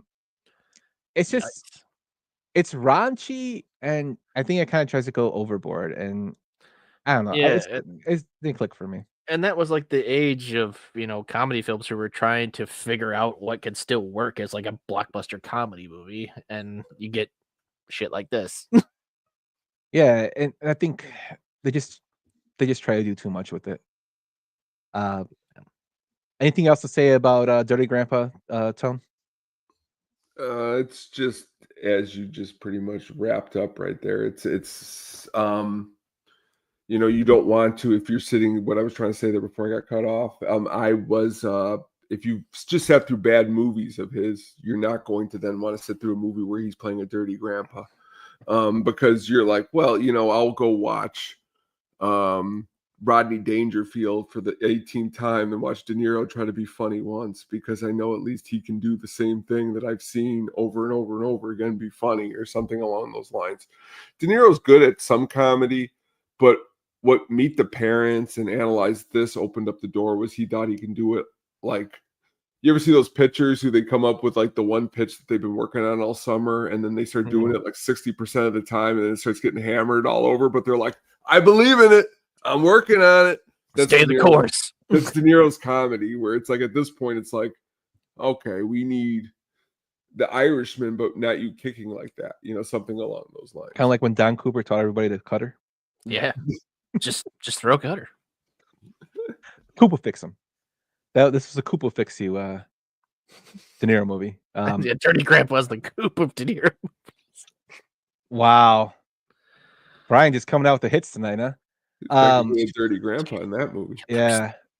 Have you seen that movie, right? Yeah. Okay.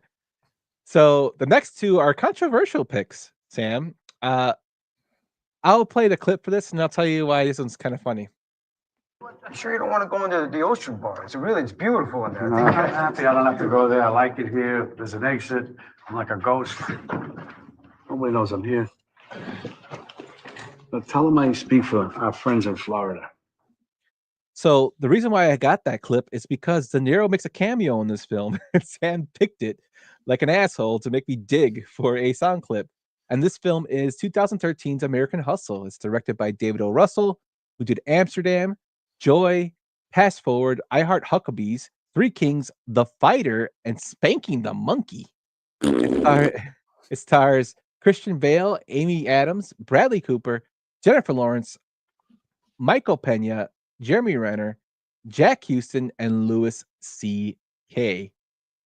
Tell me why you picked this one, Sam. Because I love this cast, and it was such a goddamn letdown of a movie. I don't like David O. Russell. I do not like his movies. Other than The Fighter. The Fighter I enjoyed.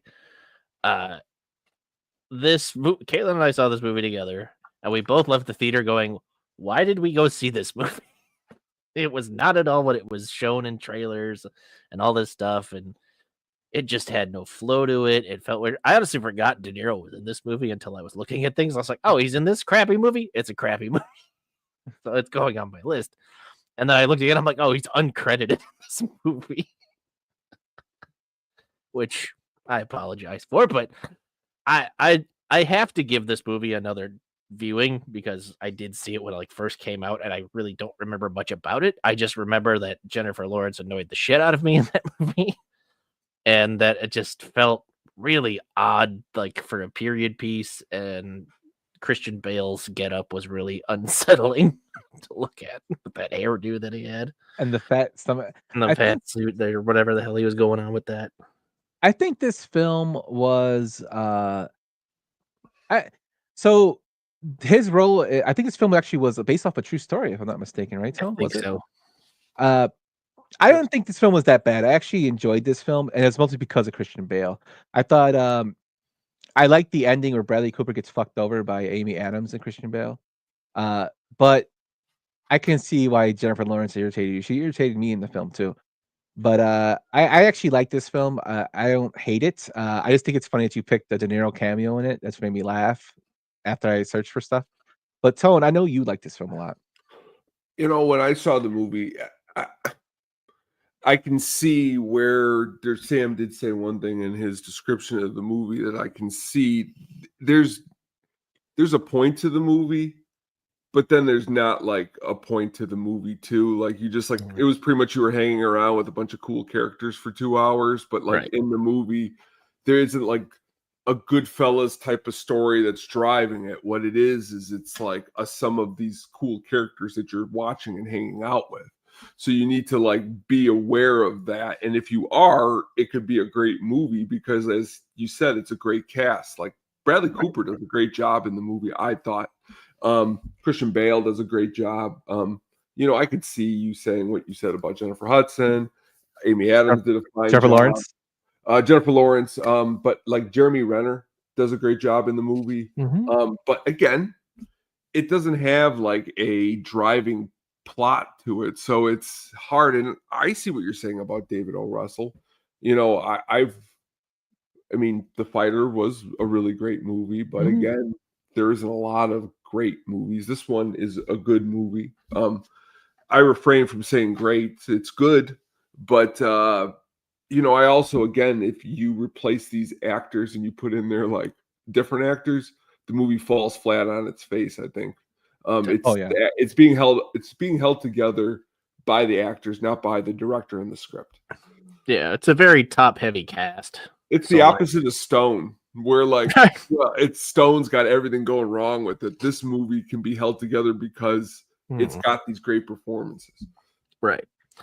I don't know. I felt like, you know, like you said, it was like you just spent time with these four or five characters, and then it was just, all this stuff's happening. Like, okay, what the hell? Where was any of the backstory here? I think it's kind of like scrambled a little bit. Did you like The Fighter, Sam? Have you ever seen The Fighter? Yeah, I like The Fighter, yeah. Okay. So I could kind of see where you're going with it because it kind of was kind of like scrambled together, and then it kind of branches down its own way. I thought Bale, his performance was really captivating in terms of like he kept me engaged in the film, and I thought Bradley Cooper was really, because he is kind of an asshole in the film as a cop, and he gets like kind of caught up with Amy Adams, who's kind of playing in a love triangle between her and Bale, Bale and Cooper. But this film was nominated for 7 Oscars and it didn't win any of them, which I mean, not a surprise. Yeah, it's not surprising. But yeah, it's just made me laugh when you picked this one because it's universally praised from what I was seeing. I think it's like on IMDb, it's a 7.2. I think I just looked. Yeah, 7.2 on IMDb. It's 90 on Metascore, which means it's pretty high. You know what it does have that is really another, I think, a positive qualities is especially at the end, some really great musical interludes with some good music songs, especially where he, like Bradley Cooper's melting down at the end. They use this electric light orchestra song that works really well. And it's like the same thing like in Goodfellas, a song can take something and make it better. But again, that has nothing to do with the story. So if you're somebody watching it not invested, I just look out for like music and stuff like that. But De Niro's part, man, why wasn't he nominated for this one? I totally forgot he was in the film. No, I did too until I saw it earlier. But now when you saw this picture, I was like, oh yeah, I remember this part. He just randomly showed because obviously this was after he and Bradley Cooper did Limitless together, so they became like good friends. I like that film. I like that film a lot. Yeah, I do too. Which I think is why I think I like this. I like this movie because I think I saw him right around the same time, and I was like, De Niro's back. He might be on a run. But I think I was a little pre. He was on a 2-film run. Did you talk to the movie box and say, "You are good, De Niro"? No, you are good. People like you. No. No. That was like, I have to clip that. That's like one of the best things that we had on the show of you looking at a movie box and screaming at it, "Why aren't you good?" But the next one, which is another David O. Russell film. Hey, what do you know?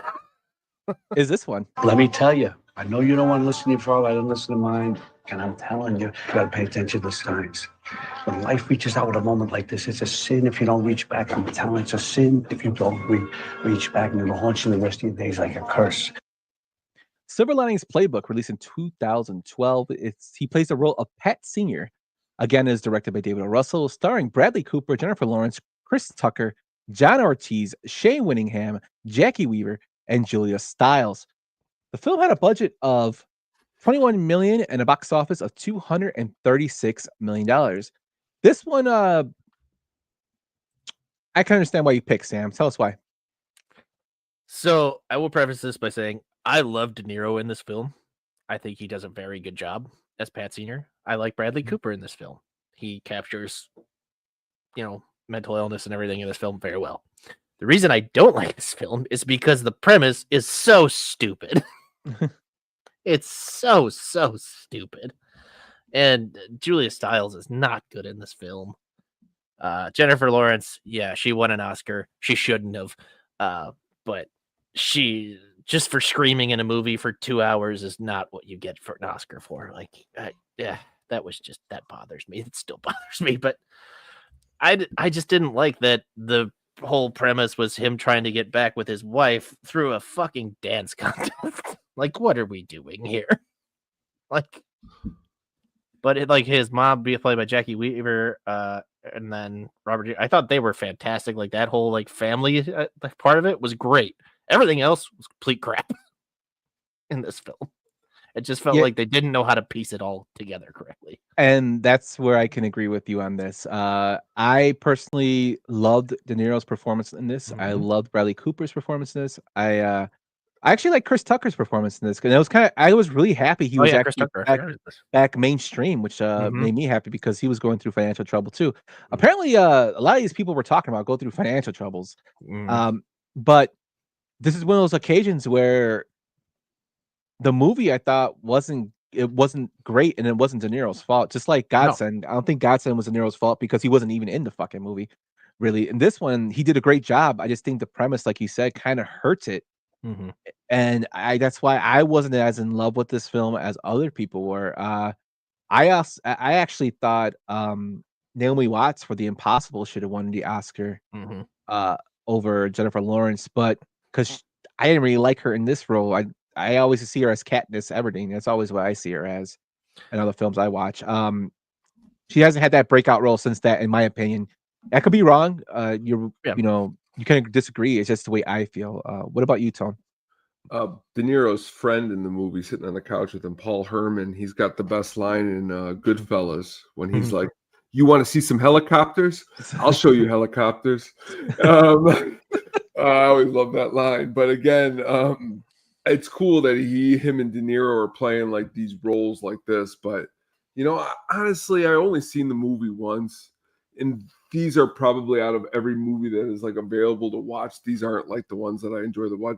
These melancholy stories with as you stated when you started describing the dance contest, I'm like, maybe that's why I haven't watched it again. It just doesn't. The characters don't. But I agree with what Sam said. I mean, Bradley Cooper did a great job. De Niro did a great job. You start to think about Jennifer Lawrence, because the reality is she's only got a couple of these movies that she's been in that have been Oscar worthy. And since then, her next David O. Russell movie after this flops big time, called Joy. And since then, I haven't heard much, but, I don't know much about that. But in this movie, it's just not my cup of tea. What she did? She did that movie, No Hard Feelings, I think. Never heard of it. Oh yeah, that the Sex comedy comedy. one. Yeah. Yeah, the one that I know. I mean, I haven't seen that one yet, but I heard that one's funny. That's yeah. C. McD says, "I don't need to get away from a bummer life to watch someone else's bummer life." That is true. And I think sometimes those films are powerful, like Precious. Yeah. Precious was a powerful film.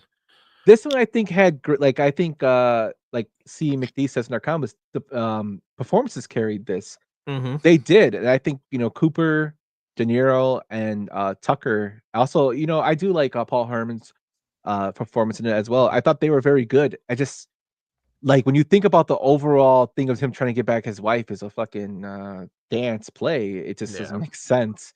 I understand the reading of silver linings. He's trying to look for silver linings in life, Right. but it just like I think this was overhyped in my opinion. Yeah, and I think Bradley Cooper was. I think he should have won an Oscar for his performance in this film. I thought he was that good in this movie, but everything else around it just kind of didn't set him up to have that key outbreak, win of that role. Usually this is weird to say, but you see that in the Oscar voting, if someone's portraying mental illness or sickness or something like that, they're usually the top heap of voting. And he played it really well. I think it was supposed to be bipolar disorder he had in this film. Yeah, he had bipolar disorder. Bipolar disorder. Yeah, he was doing really well with that, and doing that, and like I said, De Niro playing his dad, and there's scenes where they're fighting each other and all this. It's that part of it's very good, and then it's just goes off into this weird side thing of just nothing. And it's just there's not a lot of layer to it. It's very empty. It's a very hollow film. Yeah. In terms of Cooper, he was up against some heavyweights. He was. Yeah. Daniel Day-Lewis went for Lincoln that year. Yeah. You had Hugh Jackman up for Let's Remember Miserables. You had Joaquin Phoenix for The Master and Denzel Washington for Flight. So any of those were worthy. And then in Best Supporting Actor, you had Christopher Waltz won for Django. Alan Arkin was for Argo. De Niro, of course. Philip Seymour Hoffman for The Master. And then Tommy Lee Jones for Lincoln as Steady as Stevens. Argo, Yeah. fuck yourself. I'm just happy that Beansy got his ramp and he was able to get in their house. When he was sent in, but that's the I thought about it. But he was like, "Oh yeah, he was in his scene of helicopters." I'm thinking he also got ran over by a car by Richie Aprile. You're gonna build Beansy a ramp. I'll build a ramp up to your ass. Does he say eggplant parmesan? Fuck you. The Sopranos, such a great. We should do some deep dives on some episodes of Sopranos. I have Sam on. So yeah, that'd be great. Yeah. That'd be great. But that's our 10 films. Are there any films that you guys left off the list that didn't make it because we only did 10? Are you ready? Are you ready? You ready? All right, here we go. Go well, you can go first, Sam. I didn't really. I mean, I haven't seen this one, but I know About My Father was pretty bad.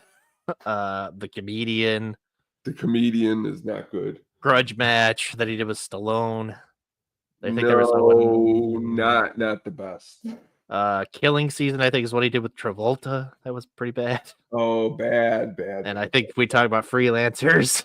Freelancers. And that there was that one he did with Statham, I think, and Clive. Killer Elite, yeah. Oh, that was bad. That movie was bad. That was bad. Yeah, those were some that I was juggling picking. He's also in Joy. Yeah. The movie, I don't know what you think of the movie, but in the first Joker, what did you think of him in that? I thought he was fine. I liked the movie. I liked the first Joker movie. I thought it was very good. I just thought he wasn't in it much of it, but I thought him playing this talk show host was fine. I thought he did a fine job. I could see the tension between him and Joaquin Phoenix in that film, so I kind of thought it played off well. I didn't think he was bad. He wasn't supposed to shine in that film, and I think he did a good job of not shining in that film. In terms of me, I know Brian's not gonna like this, but I thought he was horrible in The Fan. I hated The Fan. I hated Freelancers. I already talked about that shitty movie. 15 Minutes I thought was bad. Shark Tale, which I thought was which is a fucking ripoff of Nemo, Finding Nemo, and he was in a movie that I saw with Eddie Murphy called Showtime. That was really bad too. What about you, Tone? Again, everything that you have mentioned is, of course, really, really not good at all. I'm trying to see here what's something that you could label as bad. He's in this movie called, oh well, you said Killing Season. That was that was bad. Like I'm not looking for him. I mean, the movie again, probably it got some better ratings, but The Intern was a stupid it was a stupid plot for him. Yeah, for me. my mom told me to bring that movie up. She's like talking about the Intern. Because it's just like, again, he's playing again like this. He does not only, oh, this movie's bad. Oh, this movie's real bad. The War with Grandpa. So not only did he do Dirty Grandpa, but he did The War with Grandpa, where it's like the PG Grandpa, where he goes with his grandson. Oh, if you've never seen Amsterdam, that's David O. Russell movie. Oh man, you haven't seen such an awful movie that I've ever seen. I avoided that one. I knew somebody that said that movie should have been nominated for an Oscar. Again, great cast. Now there's this movie. It's and this just shows you how far we've come. In 1982, he came out with a Scorsese movie called The King of Comedy, and this movie gets like it's a lower end of Scorsese comedies. But if you watch this movie and you put it against any of the movies that we just mentioned before, he should have got an Oscar for this movie, because you just don't know the bad of what's coming later in your career when you're comparing it to Taxi Driver. You know what I mean? Or comparing it to The Godfather Part 2. You're like, of course things are going to be bad compared to that. But now what's this movie compared to Righteous Kill? Whoa, De Niro. Classic. It's a classic. Well, I mean, The King of Comedy, they got like a 7.8 on IMDb. Well, but back then, when you're looking at box office, the budget was 19 million. It only made 2.5. That's a flop, big flop. So that's what I mean. But if you and we sat down and watched it, you'd been like, why did this movie flop? But Shark Tale made 19 million. You know what I mean? Yeah. Same thing with Rupert Pupkin. Here we go. Rupert Pupkin. Yeah, it kind of goes to the same role of or same aspect as Shawshank. Shawshank didn't make a lot of money in the theater. It made more money through rentals. Sometimes the people miss out on the to watch it in the theater because they don't get advertising or whatnot. But Freelancers got a shitload of advertising. Now I saw that movie, I'm like, what the fuck is this? Then there's films like Goodfellas. Goodfellas, that film, Goodfellas. Okay, here's a question for you. Awful script, awful. Which one do you prefer, Goodfellas or Casino? I've only seen Casino once, and that was a really long time ago. I want to watch it again because I do enjoy Goodfellas so much. But I know that is like the debate is Casinos or Goodfellas or like the two tier. But I'd have to go with Goodfellas just because I'm more familiar with it. But I do have to watch Casino to get a refresher on it. What about the only thing I remember from Casino is Joe Pesci forcing Sharon Stone on him in the car. That's the only thing I fucking remember. Oh my god! This is the only time I'll ever get to bring this movie up, because even if we did a good De Niro one, I don't know if I do. But if you're looking for a newer De Niro movie that honestly, it's got a couple laughs in it, and it's got a bunch of classic actors in it. Have you ever watched Las Vegas? No, is that the one he does with Michael Douglas, Morgan Freeman? Yeah, I mean, if you're looking for some PG-13 light laughs, a bunch of old actors getting together for a last hurrah, that's a hell of a whole lot better than Dirty Grandpa. Because at least he again is playing to who he is and where they are in their age group. And he's not playing like de-aging techniques. And it honestly has got a little bit of heart to it too. But again, we're far away from, Godfather Part 2 is. Man, Morgan Freeman did Las Vegas, and then he did The Bucket List. So he must have been doing movies that were like old people are dying and shit. Well, I mean, to be fair, when you look at it, Morgan is 87 years old. I mean, they're not going to cast him in John Wick. You know what I mean? He could have been John Wick, dude. He could have been there. What? The guy who plays Ian McShane's like 90. Yeah, he's old too. Winston? Ian McShane is not in his 80s, I don't believe. He might I be think late 70s. I think he's in his 80s. Ian McShane is 82. But Yeah. again, ahead. we just had a presidency where one guy was like 3 years younger than the other guy, but I heard he's older. He's so much older. These guys are like 6 years apart, so at least I should win this one, right? Yeah. I mean, but like this is in 2013, so he was in his 70s.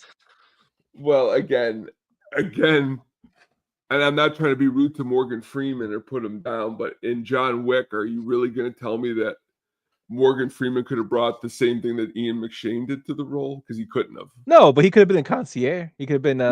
He could have done the guy. Oh, you know what? He can't do that guy. I'm not going to put that guy. You know what? Lance Reddick. I like Lance Reddick, and I like him. I love the Lance game Reddick. Destiny. Lance Reddick's amazing, and I miss Lance Reddick. The Chronicles of Lance Reddick. Yes, Yeah, that's the movie Tony's looking for. That's the biography I'm gonna do on him.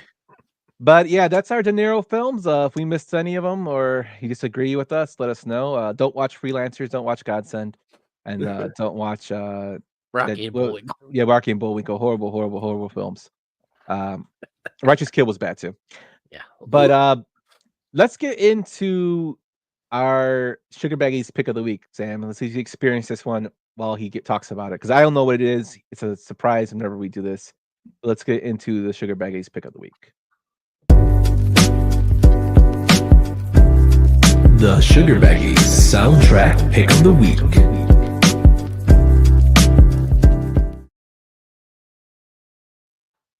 All right, tonight I am going for a little bit more of an obscure movie soundtrack, and not a great movie at all, in my opinion. It was called Elizabethtown, directed by Cameron Crowe. The score was done on the soundtrack by his wife, Nancy Wilson. Yumper, what 80s famous movie was Nancy Wilson in? She was in Fast Times at Ridgemont High. She was excellent job. If you didn't get that, I would have been awkward. So you got that. Good job. But this soundtrack is loaded with lots and lots of different songs from bands like My Morning Jacket, Ryan Adams, to Tom Petty and the Heartbreakers and Elton John. It's another movie where if there's anything good about the movie, it's the way the songs are placed in it, which Cameron Crowe always does a great job. When doing research for the soundtrack and looking at it, it brought up 2 points. It brought up a point where I took a girl on a date to this movie. And if I'm not mistaken, let me check here real quick. Yes, it was a little long for a date movie for me in college, and which isn't long to me now, which is only 2 hours and 3 minutes. But the movie felt like it was 3 hours and 45 minutes because it was like everything we talked about Stone, but like make it like a love story, which could make it even worse because you're just like slogged out and dragged out with just a bunch of, but what you do have is good music. And when I was doing research for this one had actually 2 full soundtracks released, different vinyls. So the soundtrack gets some good play, but again, unfortunately, sometimes you'll have a soundtrack where the soundtrack's good and the movie just stinks. And this is one of those type of soundtracks. So I want to know, were you anticipating seeing this movie, or was it just because you were going on a date you saw this movie? Well, this is like, I've always been like, actually back then I was 20. If you think I talk about movies a lot now, back then I was like, Cameron Crowe's got a new movie out. I got to go see it. He's done Jerry Maguire. He's done Vanilla Sky. And the girl's like, all right, we're going to see a movie. And I would be like, all right. And then like I'm sitting in the movie and like all of a sudden like the movie ends and then like we're walking to it. I'm like, well, that wasn't a good movie. And like I'd have girls go, couldn't you just enjoy it for what it was? And I'd be like, no, it's Stoke.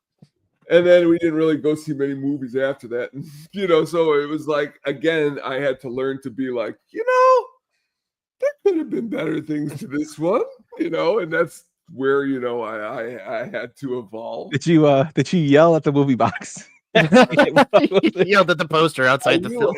What's disrespectful about that comment, Yumper, is you wanting me to expect that Orlando Bloom's going to do anything good. Like, I mean, that's this. Hey, he was good in Pirates of the Caribbean. He was Put some respect on Legolas's name. again. He was Oh, again. he I hates call Lord of the Rings. Orlando Bloom. Orlando Bloom is a was that a non-playable NPC? I mean, you can make anybody Orlando Bloom. I'm looking at this. Hold on a second. Let me just make sure I didn't I was gonna say, has Orlando Bloom been in anything lately? He was in that Gran I'm not Turismo seeing movie. anything here. Okay, he did Killer Joe on Broadway. I'll give him that, but I never saw it, so I don't know if He was in Troy. Oh yeah. Okay, I do like Troy. We'll give Troy's Troy. Hold on a He was- second. He's in Black Hawk Down, which is good. He's in Black Hawk Down. I don't remember. Yeah, that he's one. private. What the Blackbird? Yeah, Blackbird.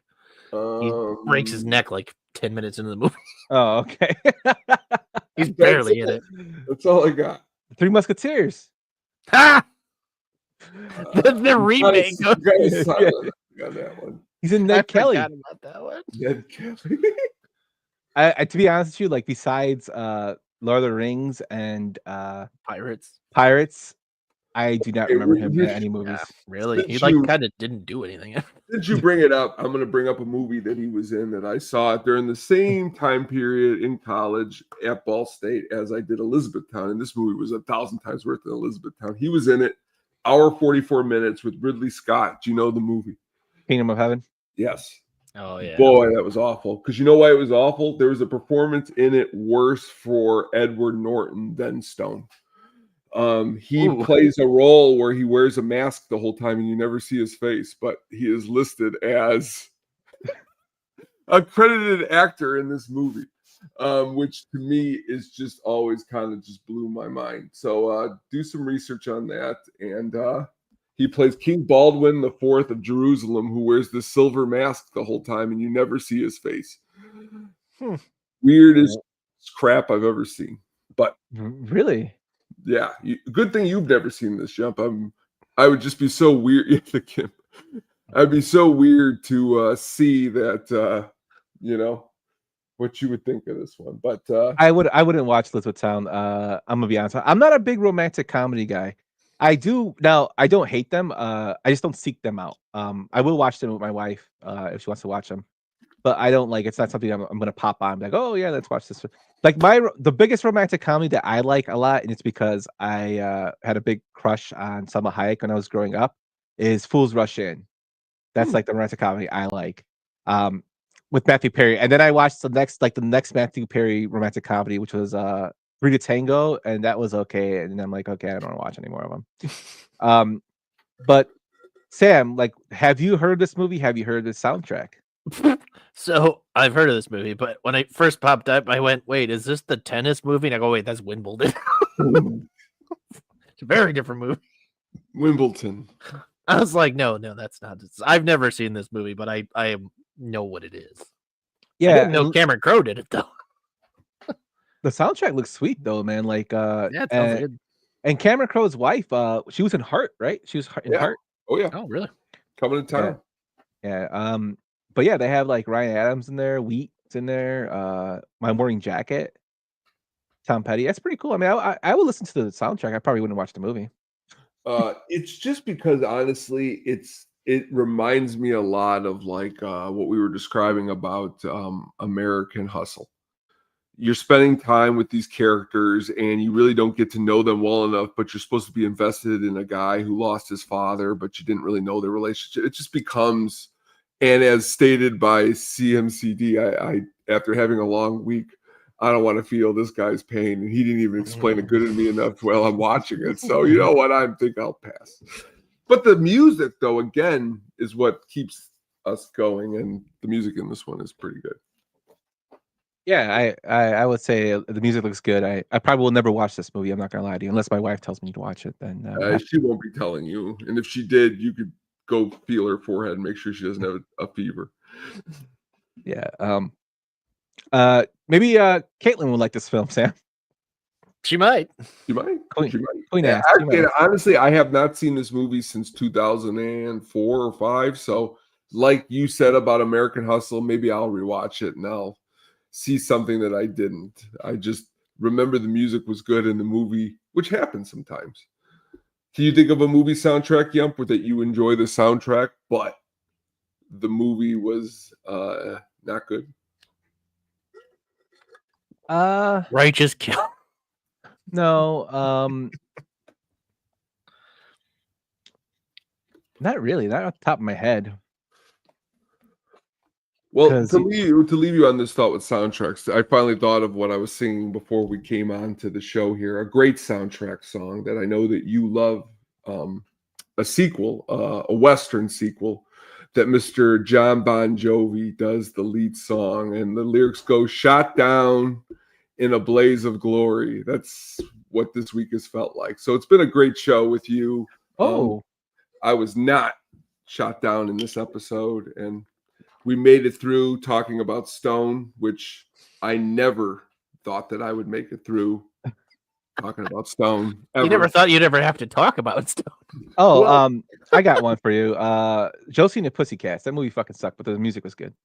Yeah, I can go with that. But speaking of Emilio Estevez and Young Guns, he just announced that he is filming Young Guns 3, alias Billy the Kid, with him returning. Also, Lou Diamond Phillips is going to return, and Christian Slater. Did we say something about money? People needing money? Right? I'm Yeah. sorry. That might be something else. So he just came out and said he's gonna direct it. So Really? They asked him. They needed of all the people that they needed to direct the third. They said, "You know who we need to come back? The actor who hasn't been in shit in 10 years. Let's have him direct this movie." Hey, he's the Mike Duck man. Don't you? Hey, Emilio Estevez. I love directed Bobby. Emilio. That's a great film. But let's be really honest with each other here. Like, we are ripping De Niro to a point and Pacino, but they've been in some of the greatest movies of all time. Emilio he's in Bobby. Not even the best movie. guy, the best brother in the family with the best movie. So he's in Bobby. That's a good movie. But he the cool directed thing is, Bobby, didn't he? yeah, He the did. cool thing is, which John Fusco, who I really like, he did Thunderheart. He wrote Thunderheart. That's a good movie. And he wrote the first two Young Guns. Is actually coming back to write. He also did a great film, his first film, which Sam, if you want to check it out, it's probably gonna be in my 31 Days of Horror this year. Is Crossroads with Ralph Macchio. It's kind of a paranormal film where he plays the guitar, and he it's about selling your soul to the devil, like what Robert Johnson did. They say in Faust. John Fusco actually wrote that, and it's actually a really, really cool film that doesn't get talked about a lot in the 80s. And it has a good soundtrack too. The only Crossroads I know is with Britney Spears and Oscar winner Zoe Saldana. Yeah, so when that movie came out, Sam, I remember I was looking for the Crossroads I'm talking about, and every place I went to was like, I'm like, "Do you have Crossroads?" With like the Britney Spears movie. I'm like, "No, no." Yeah, and now it's everywhere. I had to buy it off a bootlegs place, and now I have it. Then I bought the actual copy. But yeah, it's a good film. I think it's on Prime, if I'm not mistaken. But that is our show. We rambled on for 2 hours. You saw me really animated. You saw Tony really animated. You saw Sam just laughing at us as we got animated. Great pick, Sam. Great idea. We are definitely going to have you on again to go through this. Maybe you might be our go-to person for these for this little segment of the show. We'll have this definitely in our rotation from now on. Sam, tell everybody where they can find you, my friend. I'm still one of the few holdouts on Twitter still. I don't refer to it as a letter. I think that's stupid. It is Twitter. It will always be Twitter. At Sam Reeves, SAMR33V3S. You can find me on there. Please follow All Sports Scene more than anything on Blue Sky, TikTok, Instagram, Twitter, pretty much everywhere, and our YouTube channel. Please subscribe to that. We do a show every Thursday at 7 o'clock Central Time, and every other Tuesday we do a show that we interview people and they bring a topic we don't know about, and we just make up an interview. It's a very fun show that we do. This Tuesday, we will be doing a March Madness bracket fill out and reveal for anybody who wants to join into that. Even if you don't watch college basketball, like I haven't, I'll be doing stuff with that. So, otherwise, I do want to plug our buddy Worm has done a baseball series at the Music Box Theater in Chicago. This weekend's a league of their own, Saturday and Sunday at 11:30. You can go off the Music Box Theater and see that. Other movies on there: Moneyball, 8 Men Out. There's a new film called Ephus coming out that they'll be debuting there. So check that out, the Music Box, and please go support them. Very cool. Cool. definitely check that out. As for me, just check us out on Sadistic Penguin Studios. We'll be dropping some blogs here and there. I'll be coming out with a couple of videos here and there. Tony has a show called The Hookup on Music. Tony, what's coming up on that one? Tomorrow I'm just going to talk about Dennis Quaid. No music, all Dennis. No, I'm kidding. Tomorrow we are going to be digging into some of the new releases that just came out this past week. It's always good to, what I like the best about the show is like, I could talk about this artist that's this kind of music, this artist that's kind of music, this artist that's kind of music, kind of mix it all together to try to make one giant, hodgepodge. So please tune in. It's always a good time. Yep. Check out the Hookup on Music. That's Getting Drafting here is also on the network. I think Brian's on a little hiatus right now. His work is kind of killing him. But like I said, we'll be coming out with some. But he's gonna get that IE. What's that called again? The monocle. Yeah, he'll be good once he gets that. He'll be back. Once he gets once he gets his monocle and shaves his head, like in the Fearless Leader. He'll be good. The At the Mini Show will be back when there is big news. I mean, we dropped 2 stories in this episode, but there hasn't really been big news for us to do a whole show on. So unless he wants to talk about 2 stories for like 30 minutes, which I don't think I can do. And I don't think Tony can do. We can talk about other stuff though, but you get that here. We'll be back next week. We'll be releasing what we're going to be talking about probably during the week. Be sure to hit us up on Blue Sky at Lil Yumper or at the Chalsa, and Tony's still holding out over there on the Twitters at the Hookup, and we still have holding out on our show at the Show Pod. With that, everyone, Cotton, we made it to 2 hours and 1 minute. So we did it just for you. I rambled on just for you, Cotton. We will see you guys next week. Have a good night and deuces. Thanks for listening to the At the Show podcast, a Sadistic Penguin Studios production. Game over, man. It's game over. What the fuck are we gonna do now? What are we gonna do? Maybe we could build a fire, sing a couple of songs, huh? Why don't we try that?